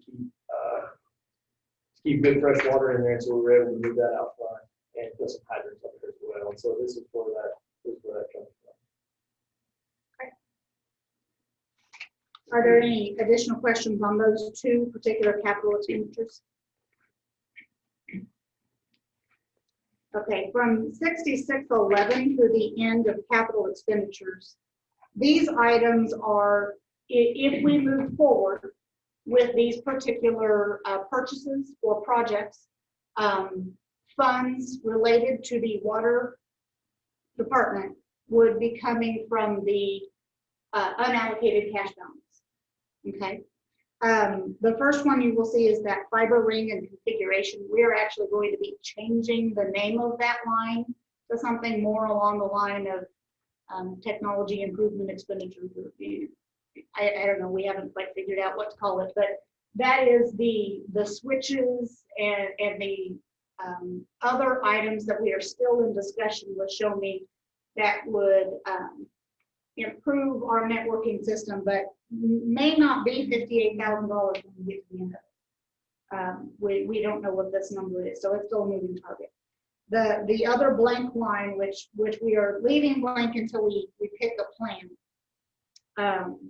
for the city hall, and then from there, would you like city staff to kind of introduce these topics? Or do you just have specific questions or you'd like to just ask about individual items?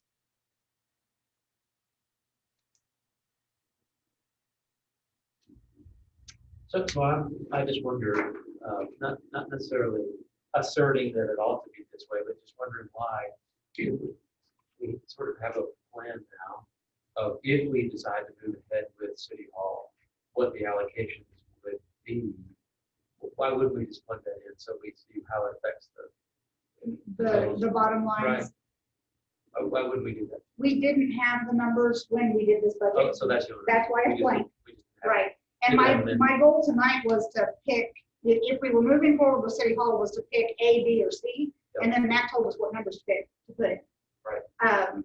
So it could be that Monday night we get to that point. Maybe not, and there will still be another budget that we will receive Monday that won't have them in there, but we'll get them in there. If that's the one that's moving forward, we will get these numbers in. And these have to come, we're not asking, just to remind, we're not asking for any kind of approval or anything of these budgets tonight. These budgets will come back before you again. Yes. With any changes you guys have, and finance committee might have, or recommendations. But then if we can get some direction, whenever this comes back, it'll have the numbers that you guys want for that. Sounds good. You may already be planning to do this, but could you do us a favor, because we know there will be changes. Could you, from this document, can you highlight what's different Wonderful. So our beginning cash balance in this fund was 913,169, and our total growth areas, and instead of priority 1, priority 2, you'll notice we changed that. There's what we need to operate, and then there are growth areas. And all of these growth areas are 838,474. So there is no expectation that we are interested in all of these in this year, but they do all, they're an identified need, right, from the department. The one that I would kind of point out that kind of goes against what we said we would do with unallocated cash balance is this new operator wages and benefits. In previous discussions, we've said that we would not use unallocated cash dollars for ongoing expenses, and payroll would be that one. So while that may be able to be moved, if we want to go in that, we can move that into the operating, and we can shift some of that 85,000 into the growth area, or out of the cash balance. But that is one specific item that really alerted me that, hey, this is more than a one-time expense. And some of these are anticipated. Some of these are strictly growth areas that departments have put out there saying, hey, this is coming. Right? This is what we expected, or it's coming down the road. So what you see there is to a point, with not a lot of methodology behind it, is a kind of a quick tally or a quick prioritization from the department heads. They're kind of in order. Some of them obviously come with a different dollar amount, and so some of them are going to be more feasible than others. You guys chose to spend some cash. I will hit on the very first one, on the water towers, on the very first one under City Hall. The water towers, what that is that's actually washing the inside and outside of the towers, of all 3 of the towers. Those are still supposed to be done every 3 to 5 years. I think we're in 4. Yeah. And so it could go another year, but you see what they're starting to look like. The original plan was to take down Pine and Jackson, and so before we jump into that wasn't part of the SRF project. Before we ever got to that point, we want to come back. We'll be wanting to come back to you guys once the projects are done, and we want to run some things through the model, and we want to put that back in front of you guys before we actually, before we follow through with that. But that is something that we need to look at. Right underneath that is the Blue Jay Tower. It is starting to have some rust issues where some of the paint is coming off, and so really needs to be washed down and looked at, and then either patched and planned to be painted or just painted. That $225,000 could absolutely come from the unallocated cash in the water department, or it could also come out of the reserve replacement fund as well. So just throwing those out there. Or a combination of Or the a two. combination. Yeah. What did it cost to paint the new one? Yeah, So you're working on that? I got the 225 number from CMG. And they based it off of the money. It's in that ballpark. It's in that ballpark. I was thinking it was like, Just the outside was of just it, a little just the bit. outside of it. oh, okay, That's this is the difference. interior and. This 225 is exterior only. But then there's some larger numbers that you guys may have heard us throw out before too. So when we talk about the Pine Jackson, we talk about the Orange Street, those have no paint on them. And so they'll have to come at some point, the adhesion won't allow us to keep overcoating, which we may be there. There's about another $180,000 to $200,000 associated with paint. To strip that thing. That bring curtains to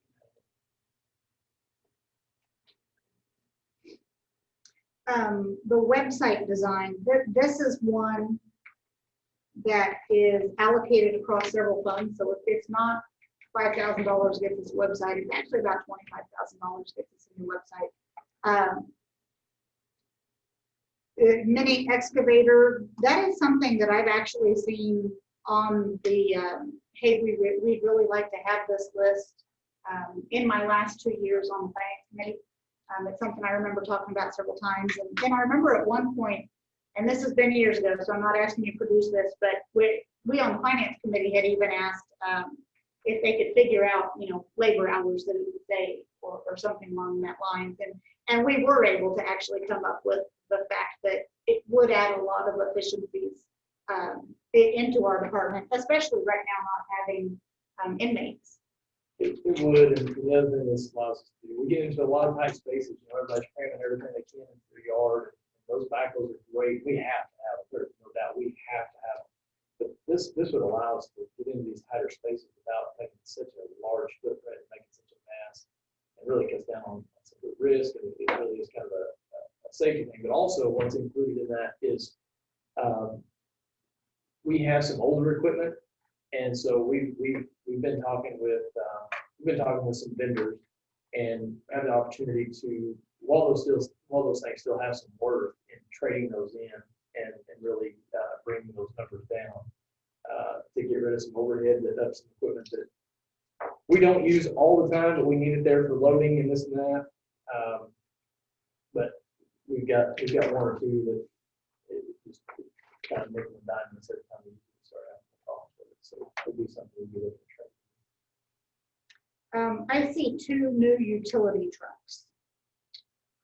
Yeah. Same price, so we do need 2 new ones, or are they used, or? We would like to, gosh, I don't know, what year are those other ones?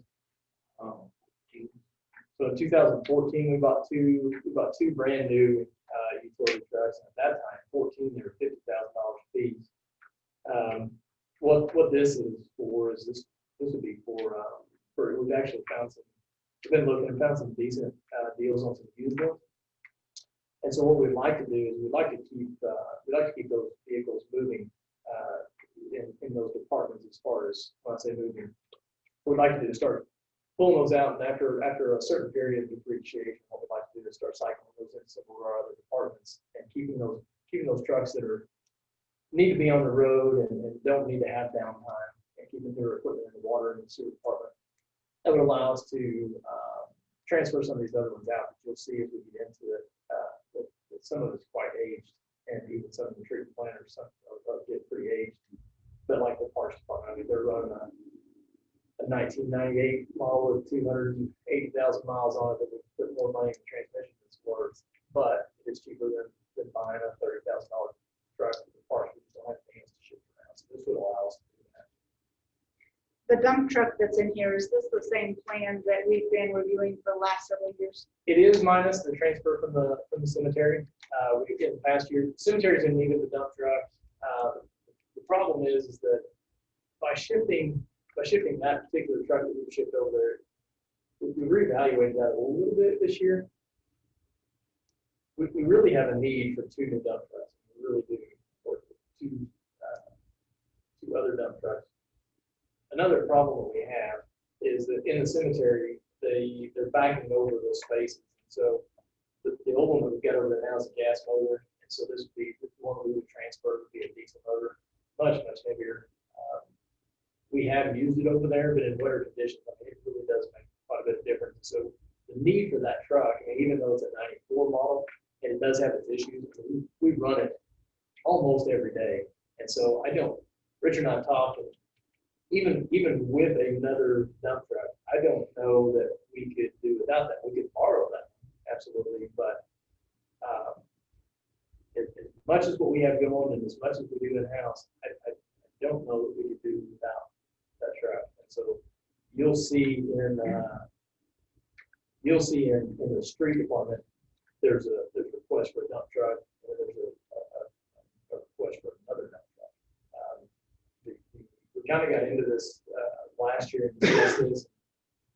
We took this year and we looked at, I was going to bring back to the board, we found any good viable options for a used one, and so I looked, and the way that we need those to be plumbed to really come across all of our departments and be the most value to everybody is they really need to have this additional pump on the motor. These for snow removal and for spreading salt. Everything that I found, I did find some used trucks that came from MoDOT and came from other cities, and I even looked at some of them because of the nature of what they do. I mean, they had some age and hours on it, and they were just made up for us. I mean, that's where they were at. So it wasn't anything that I felt was a viable option. But to answer your question, yes, this dump truck is probably a third of the dump truck that would be split between the water park, the treatment plant, and the street plant. Okay. The skid steer attachment, that's another one that's come up multiple years. Is that the same attachment? Same attachment, that is for the Harley rig. Like I said, the guys are, when we go out now and we do these jobs, and I think you guys can see it all around town, our crews are putting a lot of stuff in anymore, and so the dirt work associated with that. This would really cut down on the manpower. I mean, it really would. We borrowed and we've tried some, and we have demoed some, and we've had some people that have been really, some vendors that have been really gracious with us on using them. And just really cuts down the manpower. I mean, you can really get by with half the manpower to get a large job done in a pretty quick amount of time. Okay. Replacing the backhoe. So you remember what year that Volvo is? We got the Volvo that we have is an 07. It has been a great machine. It really has. But Volvo's quit making those, and then so any parts that we have to get for that come from overseas, and very, very difficult to get and to work on. Van Keppel's a person that we really work on, and just a challenge. It's still a good machine, and so it does still have some value for trade-in, but it's used every day, and so it is a very widely used piece of equipment for that. I just don't want to see it get to where it doesn't have any value. Does this price reflect trade-in? It does. Okay. Correct. It does not. Straight out. No, wait a minute. No, not the 62.5. No, not the 65.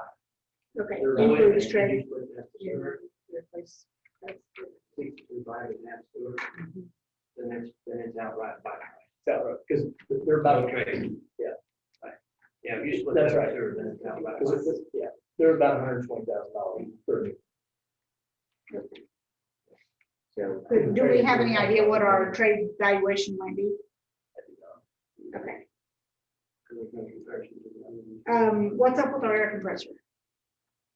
So this air compressor it had some age on it when I started 20 years ago. It's starting to have some issues with it. We run this thing multiple times a week for sure. We'll be careful not to say every day, but and you see this split across this, the treatment plant, and the street department. So when we go out and we do our hot rubber asphalt crack filling, we have to blow all the cracks out, then we have to burn them out to get all the weeds or to dry them out before we put the rubber in there. And so, I mean, that thing is, we're in that process. I mean, we were running that thing every day. Today, we had that thing out for a jackhammer, right? And so anytime, that's what runs our jackhammers for every department. For driving our posts, for driving our sign posts, that's what they'll use we've got an air hammer and a small air compressor. This is a very large pull behind air compressor. It's not a typical in shop. Okay. The new building, that is the idea of building the new building out at the treatment plant, correct? Yeah, and so there's an allocation here. This isn't the full building. There's another portion of it in the treatment plant as well. So what that would do is that would basically allow us to consolidate some things. So right now, with the transition that we've made with Richard, we have basically combined and the allocations show this as well for the staff. But we have basically combined the water and the sewer distribution. The wastewater plant is still on its own, but the collection system on the treatment plant that falls under Richard now. And so so whenever he schedules those guys, they have not the same opportunity to be working in the water as they do in the sewer. And so they're split, their equipment's split, and so that leaves him a little bit strung out to go here and there. What that would do is that would allow us to consolidate down there so that all of our utilities were housed out of that. What that would also do is that would free up the Big Bay Street building, and it would allow the street department to be able to move up there and utilize that. And it would allow us to get all of our equipment under a roof to where we have several pieces of equipment set out right now. Okay. So they move out of the building that is shared with the police department. right? Yeah. If the new building was built down the treatment plant, then the street department would move up here, and then that building could be, And you consolidate two departments under one roof, correct. right? Correct. And then possibly, if they're out of that location, street department's out of that location that is occupied down here that we already have, then that becomes another target that we could use to divest the property. We could potentially, if we went to the square as for City Hall, police department could come here. Mhm. And we could sell that property or lease it Right? as another option. And it's just not set up for it. It's really, we've outgrown it from a street department perspective, and it's gonna be really difficult to get in, equipment in and out for us. It just, having the two doors in and out, it's just, Store, I mean, the gravel storage is all over here anyhow. They're jockeying back and forth. And they could be housed over there as is, street department. as it's. Yeah, so we would better utilize our forced purchase of I think a $79,000 building that was part of the transportation grant. Right. Oh, sure. Then we use it to a better return. I mean, that's basically what we use for our parks department, and it works out really well for that. So I mean, and it would work out well by the street department being over there, because the street and parks are more overlapped than what the parks and the water ever would be. That makes sense. I mean, we put a lot of thought into this, and that's a game changer for efficiency for us, being able to move that in. You want to explain the admin truck real quick? Yeah, that's kind of a carryover from last year. I guess it is still needed, depending on, so whenever John left, they're short a truck. And so, I basically put my truck in the fleet, and I just took the admin, car with me. And so, when you guys make a decision to make a move on the hire a city administrator, we really need to look at probably adding another pickup, not a work truck, not a utility truck. And so that would be what the allocation would be. Okay, so that's a lease purchase. Okay. So one thing I kind of like to do is play a little devil's advocate with some of these, which Absolutely. I like to do in finance committee, so I'm still gonna do that. We're just trying to learn how these are prioritized more than anything. So if we had the money for if we had, let's say, $70,000 on the table, I'm shooting a little high, but, and you could either get the mini excavator in a truck or a backhoe, which do you choose? Rather than a truck. Okay, so it would be a reasonable, that we could put that backhoe on the CIP plan for next year. Sure. Okay. And I don't want to make any misconceptions there that there's anything wrong with the backhoe. Right.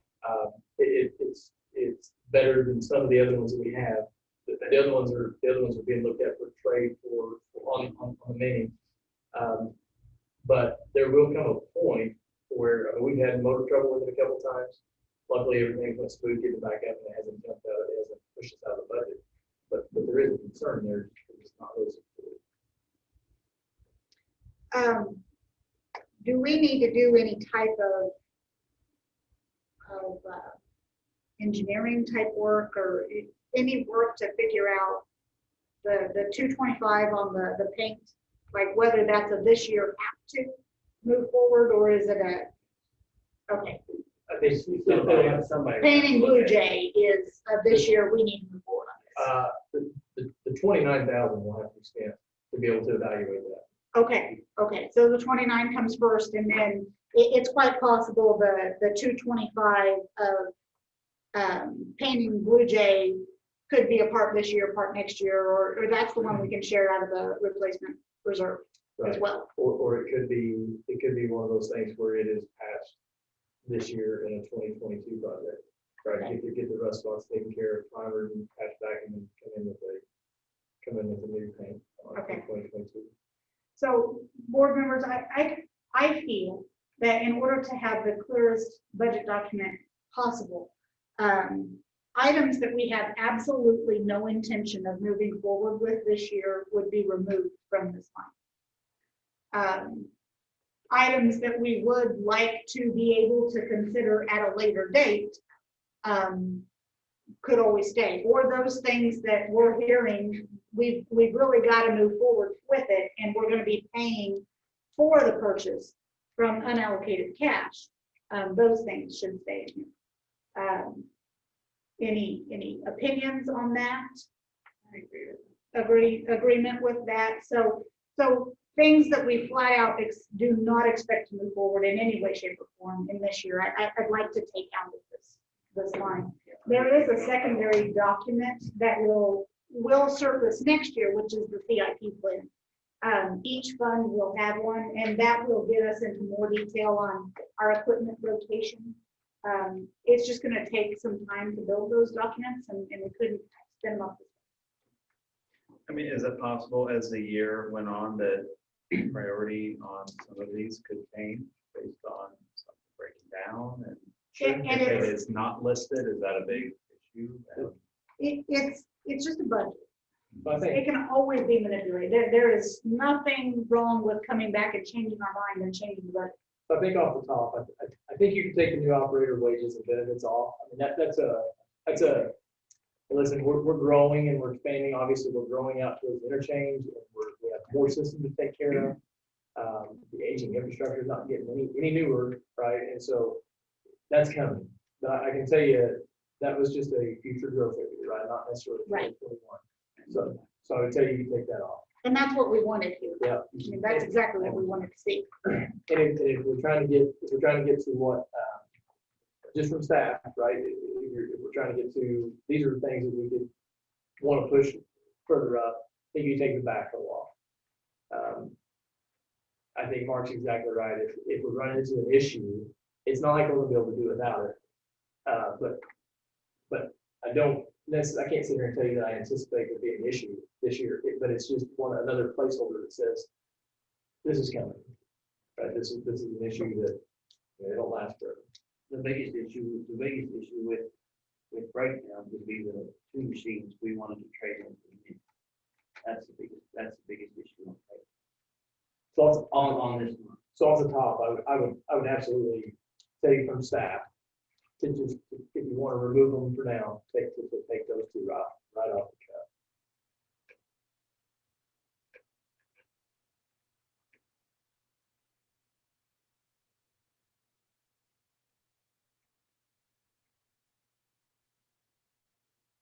One thing that, and I probably should have talked about this in the overview, but one thing I have been playing with city staff is what would be an efficient and effective way to obtain public input without necessarily doing the 150 emails or a public comment session, right? But how to still get some public input on our budgeting items. And I'm also not really interested in trying to nitpick our operating, but when it comes into maybe projects or certain capital improvements, not whether or not we wash the towers, but whether or not we, as we decide which streets to pave, or as we, even the website, they are the users of the website.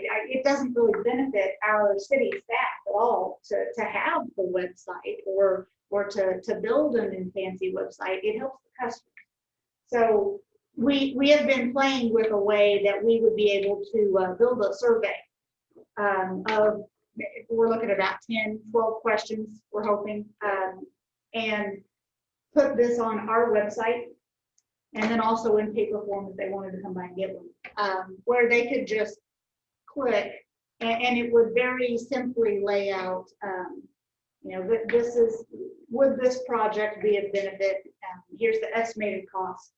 And the options are agree, somewhat agree, disagree, strongly disagree, and that's all we're asking for. We're not asking for a specific to-do list from them. We're still playing with some of that model, but if we get it tied in, the website is one of the things that I think will throw that direction, because if our citizens aren't interested in having a website that is more interactive and gets them access to more information, then why spend $25,000 on it, right? So I think there are a few, and it has to be those specific ones where we know their answer to this question would completely change our opinion on the item. So that is something I'm working on. We don't have it yet. Sam's really close. He's reached out to Mark on Parks to see if there's a couple questions they want to throw in. City Hall is one that we have on there right now, and we have 3 paving type projects on there right now. As we get it more packaged, hopefully next meeting or so we'll get it to you, because of course we want to give the citizens a good probably month to respond or a few weeks to respond before we get that information back. I'd like to work on a question or two for these on these that we might want on there as well. Yeah. So that way we get a good global view, and that particular survey will go right back to city staff instead of me, which I appreciate. So that is something we're looking at too. So that may help us as we go through some of these items. Are there any clear changes that you want to make tonight? Okay.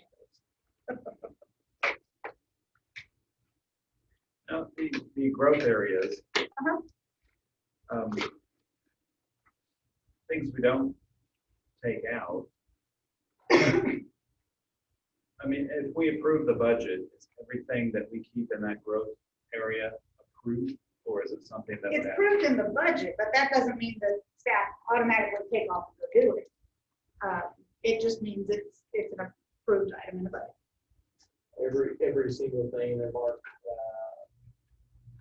Would have to. every come single back thing in to- there, every single thing in there is a bid item that you guys have to approve the final purchase. It doesn't really cost us much to go out for advertisement. It would cost us some on the tower paper, obviously, but outside of that, I mean, everything else I can put the bid specs together, and you guys can either approve or not approve at any point. The difference is, and we're gonna go ahead and strike the 126,000 for those 2 line items that staff have recommended. So that will leave our estimated, and this is just estimated, ending cash balance will be right around 126,000. Is that about right? Actually, not really, It'd be a little bit more it's than not that. about right. There'll probably be closer to 200,000. Now, again, it's a budget. It's just a plan. It doesn't mean we have to do everything that's on it, and it doesn't mean we can't change it. So you're saying the surplus at the end of the day, that's what we would have left. There's 200,000. If you did all of the other If things. we, Yes, if you did all of the other things. and besides we those paid for them all in the next year too. Yeah. If you could actually do everything there, which I don't think we plan to, nor could we possibly accomplish. We'd have about $200,000. I don't know that we could get, I don't know that we could get design and everything done on the building. You know what I'm saying? So I mean, there's a big check, there's a $225,000 figure out of this one and out of the sewer. That I'm saying, we need to spend some money up front, you know, for design and this and that, and putting some document stuff together, but we could, I don't think that we could spend all of that. I mean, We definitely would not get to construction phase in 2021. And the cost that we have in there currently is an estimate that would include construction phase. And to play off what Rob said, I would want to play with the market a little bit. I want to weigh it out a little bit just because the building materials and where they're at right now. I wouldn't want to be out for bid. I wouldn't want to be out for bid for anything. Right. So other than deleting those two lines that were recommended by staff, are we okay with leaving the rest of this as is just for this meeting? Also knowing that we're going to quite possibly change the 58,000 for the fiber ring. And we're going to be possibly adding that number in for New City Hall. What we do have to be careful of is we're not allowed to deficit budget. So once we add those numbers in, it may become very clear that we have to strip items out of here. Okay? So we can budget it clear down to zero, and it's again, it's not something that we would be moving forward on in these areas. The first column would be a solid approved go with it. But the second column still has to come back to us for every step of the way. And before it comes back, we can, Richard and I can look at that and reprioritize if you want us to on some things, right? But even from the staff side, even if you guys, we would do whatever you guys said to do, but we wouldn't be in favor of dropping our cash balance. Correct. So I mean, Okay. Let's go ahead and move on, and we can always go back if we need to. So the reserve fund, we have already talked about that with that 85,000. You have a couple page of narrative, which I really do appreciate, guys. This helps me get through it when I'm reading it on my own, so thank you. Our next item is water capacity fees, and you actually had a replacement page that was laid out in front for our water capacity fees. yeah, this will be short and sweet. This is a correction to the cash balance in here. And so by ordinance, this fund is set apart for whatever Rick figures a building permit. There's a portion of that that are set per unit, per seat, per fixture, per square foot. And so those are the funds that go into this. So those are restricted basically for future expansion. And so that's why you're adding to the capacity of the system, and so therefore there's a capacity fee to be spent on furthering the capacity. This one here is pretty straightforward. You're seeing a projected $7,000 worth of revenue and no expenditures at this time to be budgeted out of it. All right. Any questions on this? Nice and Well, easy. yeah, so, so that would just be in case, it's not just that expenditures, there's nothing there because they haven't been filled in yet, you just don't expect them right now. I don't, like, for instance, that $5,000 was in there for engineering. Yeah. That could absolutely, that can be transferred over to the capacity. However, I don't feel comfortable enough saying that it would just be for capacity, maybe for a current issue that we're having somewhere is why I left it operate. That makes sense. Okay. Our next is the sewer department. So wastewater treatment plant. I won't get into quite as much detail because a lot of the wastewater treatment plant and the sewer really do mirror each other in a lot of ways. So we start off with our operating cash balance. So these you will see are three different funds. We have our operating, our money market, which totaled together equals our unallocated cash balance. And then we have our replacement reserve fund amount. That's the 56,000 that we got back on those 1999 bonds. And we used that to fund a replacement reserve because we didn't have one in this fund previously. We do not currently have any expenditure in here to put more money in there. And we haven't reallocated any specific money out of the unallocated into that reserve. As a general rule, that is the method we use to fund our reserve balances as we move, accounting wise, we move money from the unallocated pot into the reserve. So as we move forward, that is something that we can always discuss. Any questions on the anticipated beginning cash balance? Okay, we will look at revenues. Revenues again are mostly user fees. You are going to notice the change in interest, and you are also going to notice the income rebate and the late fee charges. And all the explanations are mirrored by what we already went through in the water department. I will tell you that something that we're gonna be looking into for, in 2021, will be the tap-in fee. You'll notice that if you were to flip back, you don't have to, but I'll say you could. If you were to flip back and look at the tap-in fees, these are based off of the same amount of tap-ins, for a new water service as it is for a sewer service. Water tap-in fee is revenue $17,000, sewer is $600. There's a little bit of a flop there as far as the fees are concerned.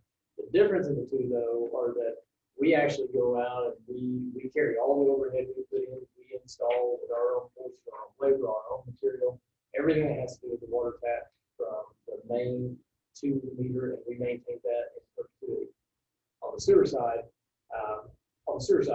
we collect a $30 tap-in fee, and then that's it. We go out and inspect it. We help people locate it. We don't go dig it. We don't do it. We don't maintain it. Now, those taps, the actual tap on the main, they do have some trouble, so we do deal with them down the road. And so therefore, at some point in 2021, Rick and I have already started looking at, and Richard as well, started looking at some of the fees, and that's one of the ones that we'll be addressing and probably bring it back to that consideration. There's a big difference. One thing I didn't think of asking, and this is my newness to the board, I know that our water rates have to be continually reviewed by our bonding agent. So I'm sure those rates are set based on that calculation. But since we don't have that similar debt in the sewer fund, when was the last time that we did a rate review? I think definitely like that. It's been probably, I don't Okay. Okay, that's just information for me. So when we say, so I want to make sure that we don't get that to clarify. When we say looked at the rates, we look at our rates, our engineers look at our rates, we start talking about doing this and that. But to do a rate study, an actual rate study is That's a big process. It's a big undertaking and a big expense. So we say a rate study. I would classify what we did for the SRF on the water rate study. So it's conducted by us and by the market. And generally, we wouldn't go through that unless we were going into debt on something. But there is a USDA calculation that I think we could probably utilize the numbers that we keep in house. Because we weren't borrowing the state or federal dollars, we have not done that quite well. Okay. We utilize the COP, which don't require that. Right. That USDA calculation might be kind of interesting to run at some point and just see what we think, based on what, if we had debt, what they would require us to be charging. Okay. Any other questions on revenues? Okay, we'll skip the little line in the middle and get into operating expenditures. The first 9 lines are employees, and they are they mirror what we've already discussed in the water fund. We will make changes to the group insurance, loggers, and workers' compensation as those numbers have come in or are still pending at this time. Any questions in those particular lines? I do think it's noteworthy to tell you that, we talked about the really changing gears on how things are ran with the distribution system on the water side and the collection system on the sewer. It's actually reflected in the wages for the allocations. And so if you notice on the water department, again, not before you go back, but if you notice on the water department, there's an increase on the wages, but if you look on the sewer, there's a decrease. There's more employees in the sewer, but they're being allocated water and sewer. And so that's why you see that decrease.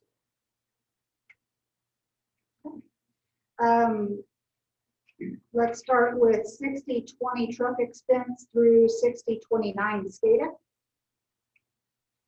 Any particular questions through this area?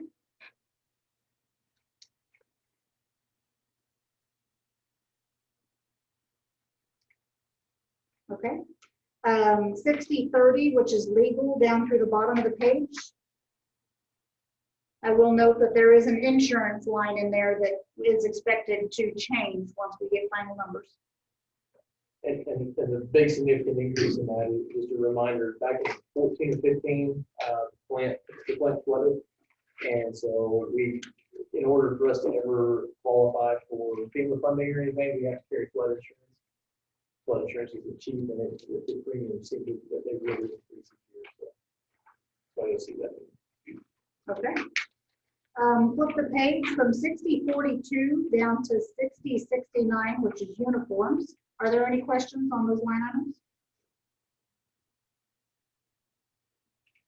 Okay. 6070, which is meetings and lodging. Let's go down to 6079, which is miscellaneous.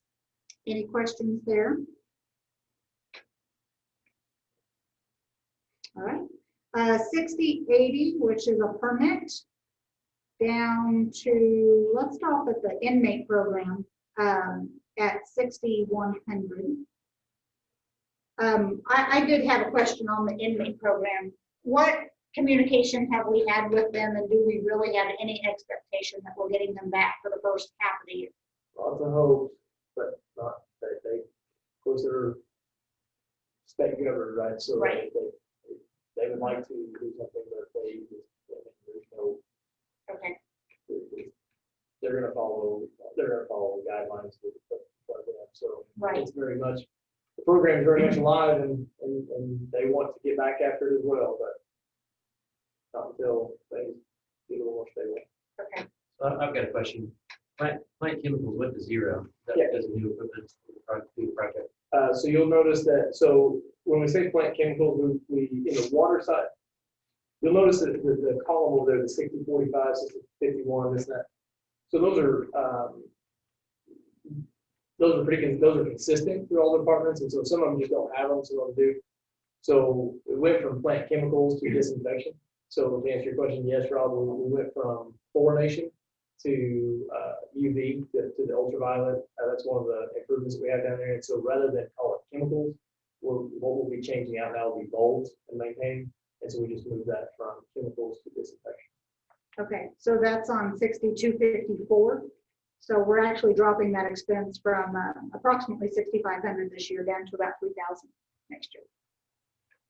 And that's all bulbs. And we're in a little bit of unknown, right? It's going to be brand new. We've never done it.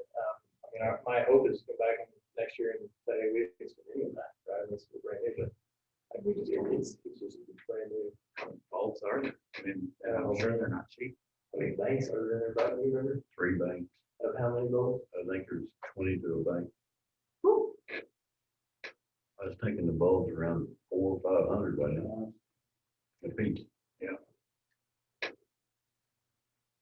And depending on the bulbs, I mean, they range greatly in price too. So Okay. To expand our section, I'll just go down to that disinfection line. Was there anything above disinfection? Okay, if not, we'll go ahead and go to the end of expenditures. Any questions within that?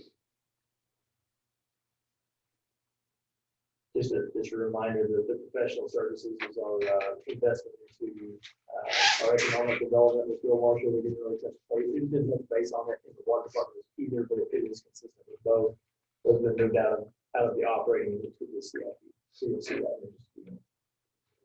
Okay. In capital expenditures, we still have our fiber ring and our city hall line. Engineering is a new line. Well, there's a few new lines here and then they kind of double up. You want to go over these in Yep. some top level view? Yeah, so the engineering is basically the same as the water. However, we it seems to be more, we're running into more issues with water. We're not really running a lot of new sewer lines. We're replacing a lot of water lines. So there is a difference when you're installing when you're upsizing a pipe from the water. 6-inch lines really aren't even allowed to be running more water. There is a difference if we were to replace an 8-inch line, we don't really have to have that re-engineered. Same thing on but when we increase, that's why we have to have that stuff engineered. So on the sewer, same thing. That's why it's a growth area. There are some sewer lines that need to be replaced, obviously. But if we're going back to the same size, we don't necessarily have to have an engineer on that. And so that's why it's kind of that's why it's in a growth area. And then we'll also run a lot through the ski area when we get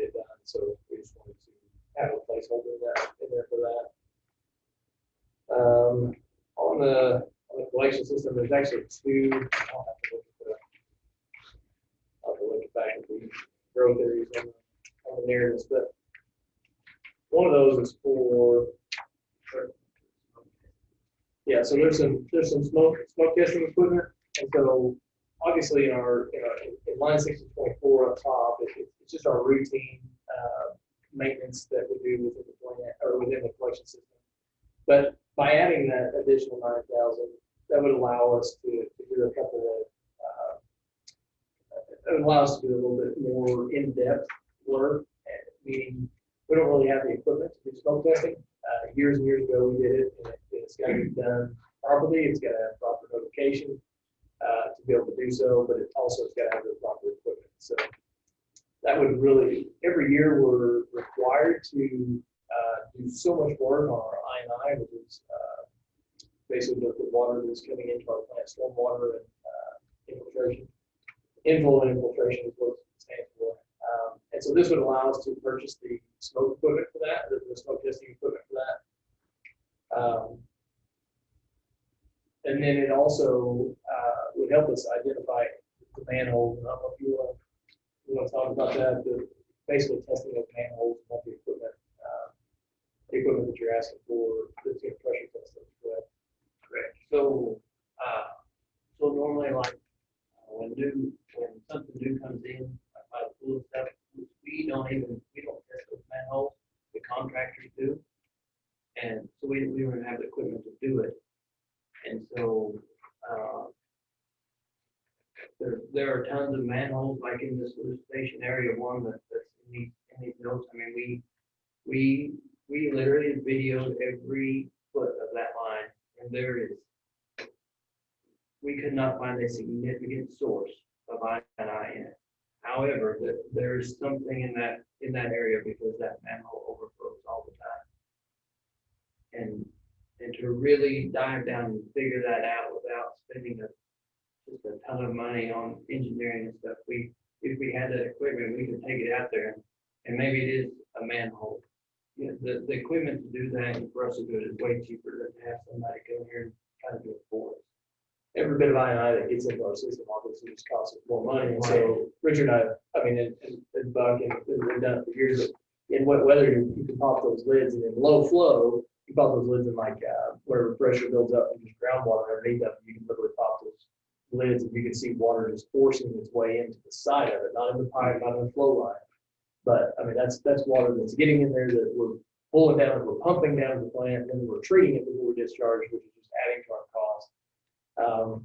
And so we have when we started to do a lot of these investigations back on the smoke testing, you cannot, it's against state statute to actually hook a sub pump into a sewer system, and downspouts come off the houses. We found that several times. Unless you just go specifically out there and start digging people's yards up, you don't see that. And that's why the notification, that's why you got to isolate things off. But we've looked at it, we've talked, and Buck was part of it when they did it many years ago. And so it's not uncommon when you do that to see smoke come up and out of people's gutters and out of this and that. And that's why the notification, and that's why everything has to be done in a certain process. But the amount that those can add is just astronomical to our system. So we do have, which is very common with a sewer system, but we do have a large amount of I&I that come in our system. That's why we have so many troubles when we get the 4 inches of rain and suddenly we're bypassing. Which affects our capacity, right? Right. Which is going to play into our economic development, our capacity of our plant. I mean, but when it rains, how long does it take you on a decent rain? How long does it take for you to see an effect down the plant? 15 to 20 minutes.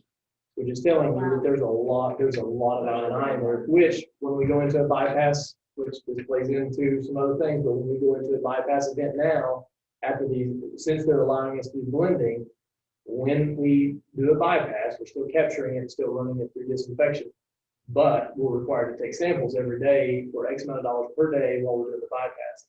It's going to take we're going to be bypassing for days at a time. So every bit that we can take off the I&I is a huge thing.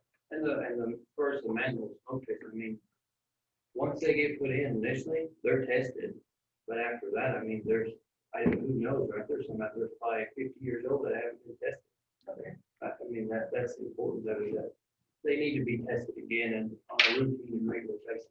The security fence, is that like what I've seen around the lift station at the Patriot Park? Yeah, lift station 1 and 12 do not have a fence. And so we just dropped $750,000 in SCADA upgrades.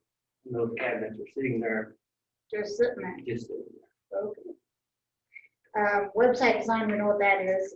Fleet truck. That's another utility truck. Okay. It's not a utility truck, just like in the water department. Where it could be reevaluated if 2 were purchased in the water department, obviously that would allow us to possibly ship one of those down, and that could take care of this one or a different department. But they're definitely, they've got some aged equipment down there for sure, and one or two of their trucks are in pretty bad shape, and so it's needed for sure. Okay. The backhoe we already talked about. The new operator, is this a second operator in addition to the one we saw in water? Just another, I mean, we could strike that for now. That's a new one on top. That's for the Right. future, but yes. But it's a placeholder in our minds. It is. We would like to grow this at least 2 more full-time employees. Is that what I'm understanding? Sure. Okay. But one more thing on the back, like, Yeah. you notice that on this list, it's higher up than it was on the water list, Yeah. because the need for it in the sewer is more than it is in the water. Okay. The current backhoe that's down there it's a little bit older, but it's a two-wheel drive, which is very difficult to get around in mud and this and that. But it's also just a standard backhoe. It doesn't have an extendable dipper on it, and so a lot of our sewer lines are quite deep, and so this one will reach 7, 8 feet. Those extended hose will fit we got 21 right one, and so it's just a whole different operation. So we're taking the water back, we're using it for the sewer stuff, which opens the door for contamination issues. Yeah, In the water. yeah. So that's why you notice the different places. Okay. And we talked about the operator. The dump truck is the other half of the dump truck that a third of the dump truck that we talked about. Yeah. Van. What's the van? This is a new one for you. So our video equipment, we've got, so as Richard talked, we've got video equipment that we use to video and look at our sewer lines with the cracks, the breaks, and try to find tap-ins for certain things, and use for locating. All that's housed in the back of one of these trucks that I'm talking about that is in pretty bad shape. It's a 90 model pickup. The trouble that you have is that you're exposed in the daylight all the time whenever you're videoing these. And so basically what you have is you have somebody under a shade trying to look at this video as they go. And so in the sunlight, it's very difficult, right, without some kind of canopy over you. So what this would allow us to do is to get that equipment out of the back of this truck and into a protected environment. But it would also allow you, while they're videoing, to be able to see what they're doing in a much better fashion. So it's very typical, like just basically like what Show Me does with power splice vehicles. They use that to house all of their equipment to stay in there down the weather. So, And we can't use it in the winter. you can't get Use it. it freeze up. Yeah. There are parts that freeze up. So if you had a van, I mean, it would be in a climate controlled all the time. You can go wherever you want. Okay. The skid steer and the mini excavator we've already talked about. What about the reactor blower? So that's another, hey, this is coming. We purchased, so we have 3 blowers down at the plant. We have 2 larger blowers, and then we have 1 smaller blower. We purchased the smaller blower for basically in hopes, and it does work, but for energy savings. The problem with the smaller blower is that it won't keep up in the peak demand, and so we run these large blowers. Bucky, you have any idea how old those 2 big ones are? Oh, 2000. Well, put in when the plant was put in. And so these things run 24 hours a day, 7 days a week. That is the life of the plant. that's what caused the error, and I know Natalie, you did that with me, so it caused the error, and it turns all the way back, it literally keeps the bugs alive, in the plant, so keeps everything turned over, and so this is just one of those things where I wouldn't tell you that I'd be gung ho to just purchase a new one.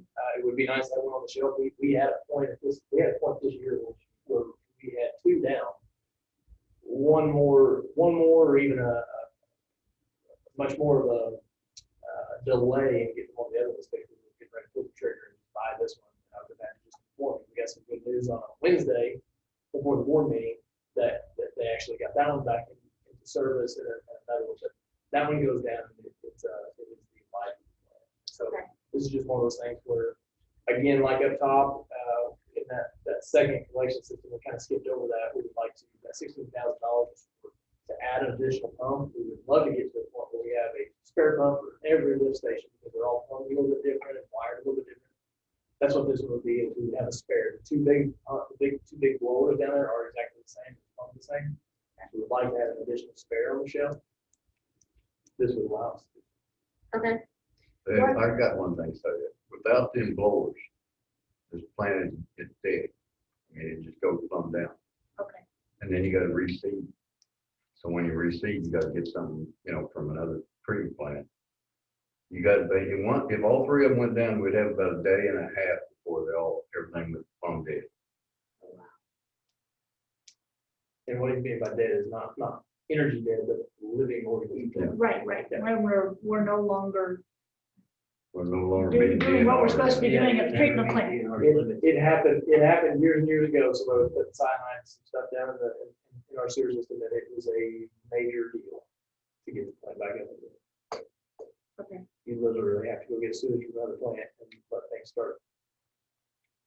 So it's this year. Okay.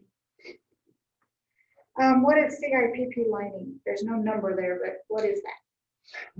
Another one of those things where here it is, we need to do it. We had in the current projects that we have, there's 3 tiers of priorities, 1, 2, and 3, and about each tier was about $1 million worth of CIPP lining, so about $3 million of CIPP lining cast in place.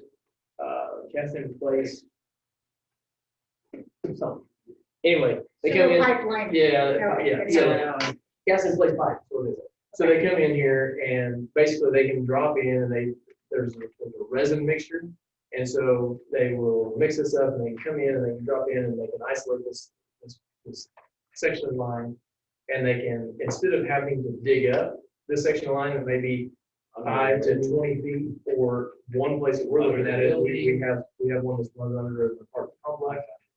And it's got some structural issues, and so what that would allow us to do is come in and not have to dig that up, not have to make a big deal of it, but come in and put some structure back in there and put a flow line back in there to keep it from doing that.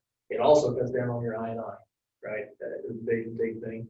They can actually extend all the way up through the tap, so you don't have to just do the main. You can actually go through the tap. Obviously, that's more time critical and more time consuming, so it drives the cost up. It's also one of those things where you don't really come in and do a 100-foot section. It's one of those things that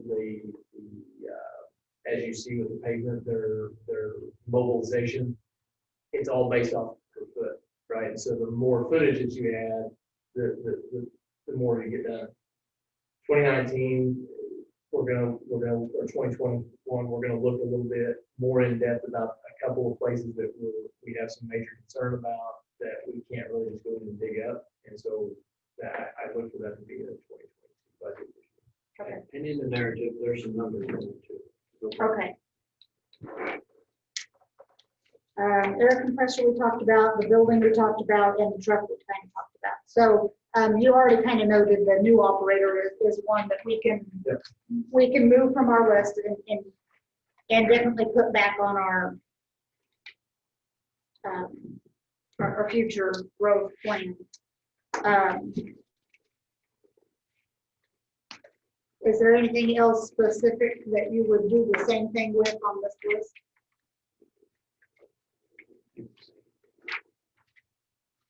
Yeah, that collection system is the second one. if we have something go down, it's gonna come back to you guys anyway. It's nothing new that you guys aren't used to seeing. Now, this just allows us to be a little more proactive. But in trying to do so, I can't guarantee that we wouldn't buy the wrong spare pump off the get, we buy one, and it may not be for the right one. And so I would leave that up to you guys, whether you wanted to start that process of trying to get a spare one. Pretty close. Richard and I are actually in the process of trying to come up with a kind of an inventory and tag method to where when we do pull one out, we don't currently have that. So when we do pull one out, we can tell you how many times it's been rebuilt, this and that, but we can't go back and recreate that for the get. Yeah. Yeah. One thing I think is really important to point out in here is the wastewater treatment plant has, just looking at unallocated cash, which is those top two lines on that first page, approximately 800 and I'm rounding up here, $50,000. Their total growth areas are just a little over 500,000. That includes the employee that we're already going to kick out because we won't pay for with that one-time money. So by the time we reduce that, really all of their growth areas are just a little over half, which definitely puts this fund in a better area. And again, there are several things in here that, much like that water department, we could not build the building next year. Well, there's $75,000, right? So I don't know that unless there's anything that screams, hey guys, we're just not interested in looking at this year, I don't know that there's as much of a need to thin this particular possibility or this particular growth area. You guys feel kind of comfortable with that as well, or at least for tonight? Again, we will have the opportunity to review these additional times. Now, with the backhoe split between, so, because we took that off of the other one. So that, after you just said something, you're thinking that's gonna be the challenge. Yeah, I noticed they're almost flat. Right, they're flop on the back one, they're flop, but for the most part, for most of them intertwined with Yeah. another department, and so how are we, say, gonna find a happy medium? So Monica, If you still get it, if you say, well, I'm gonna keep all these, I'm gonna cut all these on the other, but they're intertwined, so the happy medium. Right. So You can't buy a third of it. That's what I'm getting at. How we So gonna- Monica is working on I think this is what comes back. Monica is working on an asset management plan, basically, to show, it's gonna break out these capital expenditures, and then it's gonna show what funds that they would be allocated to, and what the effect of that is to each fund. And so she's got it started, she's got it quite a ways done. We just didn't present it tonight because it wasn't ready. That's So- great. And so anyway, it'll be a good tool for you guys to use on those things that go across multiple departments. So the two lines outside of the employee line, which I feel the board wants removed from the unallocated cash balance items. The other one was based on staff recommendations. So if you guys put the dump truck back in on water, not the dump truck, pardon, the backhoe, because of its effects on the sewer, that's fine. But it may also be something where you want to sit down and look at the $500,000 building and figure out that we really only need $50,000 in 2021 for engineering. And look at some of those other lines to where we can include the most possible growth areas without becoming a deficit net. But I think for us, this is the feedback that we needed, right? Okay. Because if it was, hey, we could see spending $100,000, then I think that gives us direction. I think if it's, hey, we could see spending 20,000 or 10% of this or whatever.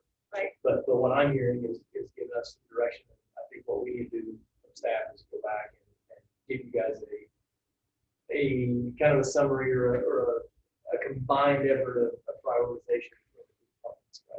okay, I So what I'm like that hearing is idea. not to take everything else. And the trade-in on that old backhoe is gonna reduce that amount too. Yeah. I don't know how much.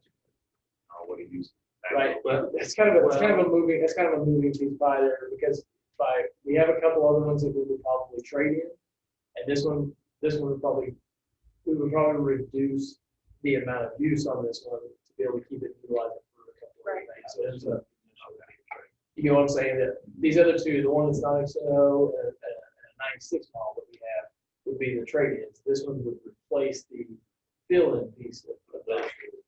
So it's, I won't confuse you by saying all that up front, but there's some trade-ins and then there's some moving around of equipment to lessen the use, which would draw back on. I would just make sure as we start playing with these numbers and refining them so that they become a true 2021 budget impact number, make sure that we get the rest of that number preserved in this narrative. Okay. That way, as we're looking back, we can go, oh yeah, we talked about this. This is $500,000, but I'm looking at 10,000, right? So let's make sure we kind of preserve some of this discussion in that narrative. But no, I think this is exactly what we wanted to see. We really did try to simplify this, but whenever we start talking about going across multiple departments, It does. Okay, so I'm going to move forward if that's okay. If there are any other questions on wastewater treatment plant, okay, these others are going to move pretty fast. Sewer capacity fees, wastewater treatment capacity fees. We have our cash balance, which is about $70,000 at the end of the year. Our revenues are the capacity fees and the grant fund. This is the SKEEP grant that we applied for, and the only expenditure in there is the SKEEP grant. that's why you see it. That's why you see it budgeted the way that it is. It is a reimbursement grant, so we spend all of that money up front, and we submit for our $50,000 reimbursement. And that is the only activity anticipated in this fund. Is there any questions with this? Okay, we will move on to the water and sewer CIP fund.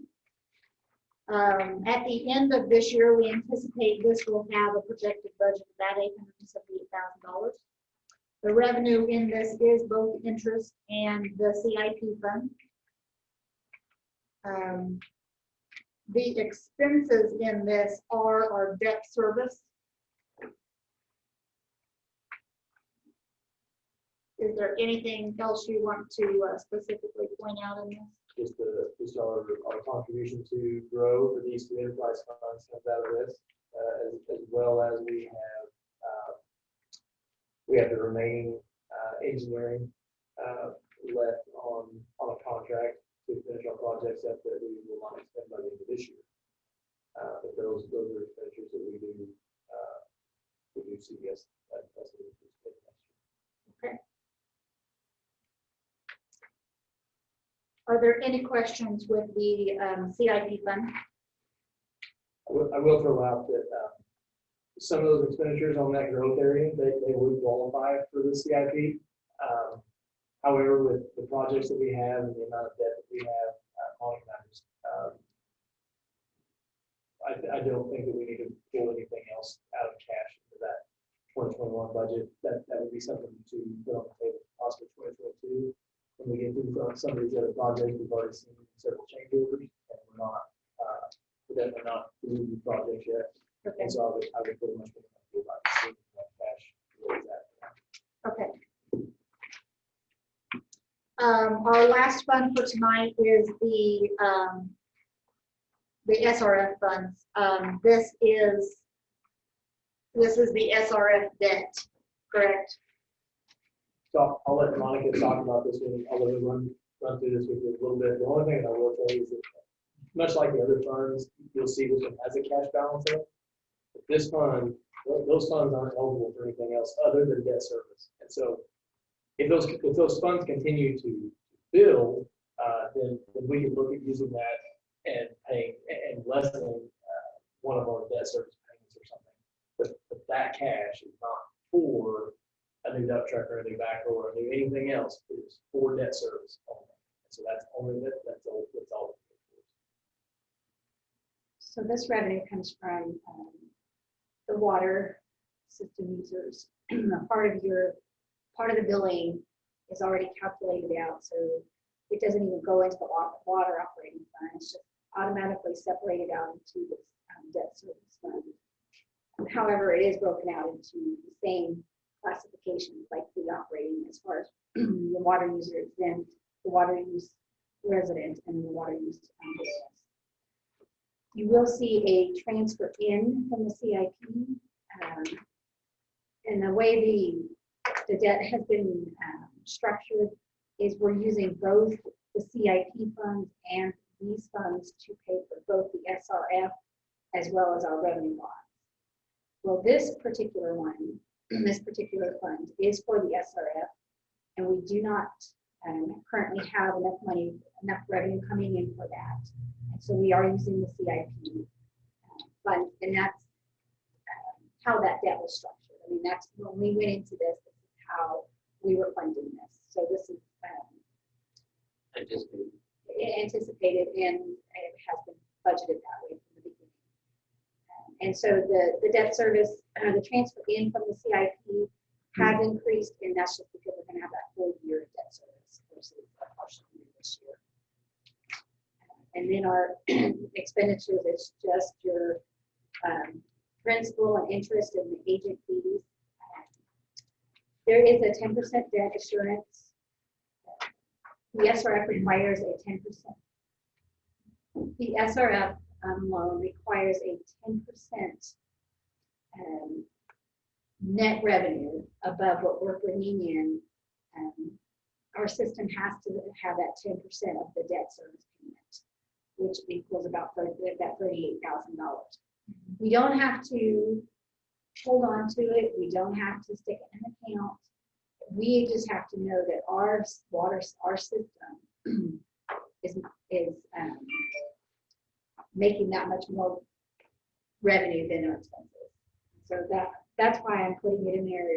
It's not going to go anywhere. It's just going to be on cash balance. That way, we're just abiding by our bond covenants. And then because both the CIP fund and this revenue fund are connected, I tried to put a little snapshot down here below on both sides to kind of show you how the money's flowing in and out on both of those, how they're connected. Okay. Are there any questions on these last few items? Staff, I want to express you've done a great job. I know we did another, I should say that. I pulled another swing on you and changed the format and asked for things to be done differently this year, and I really appreciate you stepping up, and I think you've put together a great product to bring to us. So I really appreciate you guys being here tonight and answering all our questions. Future agenda items, items that we will be bringing back will include these budget documents. These budgets, after changes are made tonight, will be ready to go on to the Finance Committee for them to review. But again, their review is a 30,000 foot level, and they will just send us back written recommendations, if they have any, of other areas that we might want to look at. Okay, so this is kind of where we got our, one of our rules, which all of us adopted, of we're not going to fund ongoing expenses out of unallocated cash, right? That was one of the areas that rolled up for. So we definitely want to provide them the opportunity to look over this and give us some feedback. And it could be, no, we think this is perfect, and it could be something that really changes our point of view on things. So definitely want to send this their way. Any other agenda items that we need to include in the next meeting? Next meeting is general fund. General fund is pretty big. So I hope there won't be a whole lot extra on the meeting, but there are some other agenda items that are up on the board, so we will have those items. We do have a closed session item on the agenda tonight. However, I would be in favor of postponing that into our next meeting. Would you be in favor of that as well? Yes. Okay. I do have a question. I kind of talked to our engineers about their project update at our next meeting. The general fund is pretty big. You guys, there's there's been a lot of progress on the I-44 stuff. You want to put something together just off my own and keep it brief, or just, you know, I don't care, but I can give you some, I can send you some pictures of stuff if you just want me to email them to you. I just don't want you to not see it if you want to see it. You drove on it? Cool. Yeah, they do have Marshall Street open now. So if you Oh, wanna okay, go, that's it's all right, 'cause painted they up and closed. That round, you have to go around, do roundabout, so, yeah. I got to walk on the bridge. I'm good. I drove past it on I-44. I just want to offer it up. He didn't help with colors. If you want an update, I'll be more than happy to put something together. If you want to wait till we get past the big budget items, then That's a good idea. okay. Let's wait till November. I did not want to. give I you think it's a something good thing to see, especially in the budget process, so we know where we're adding things. But by the same token, I think next agenda. That's probably good, and we'll bring that back. That'll fit up pretty well with the transportation planning. We'll go with cash balance. Okay, so we're gonna table the closed session. And if there's nothing else, I'll take a motion to adjourn. So moved. All in favor? Aye. Thank you, guys.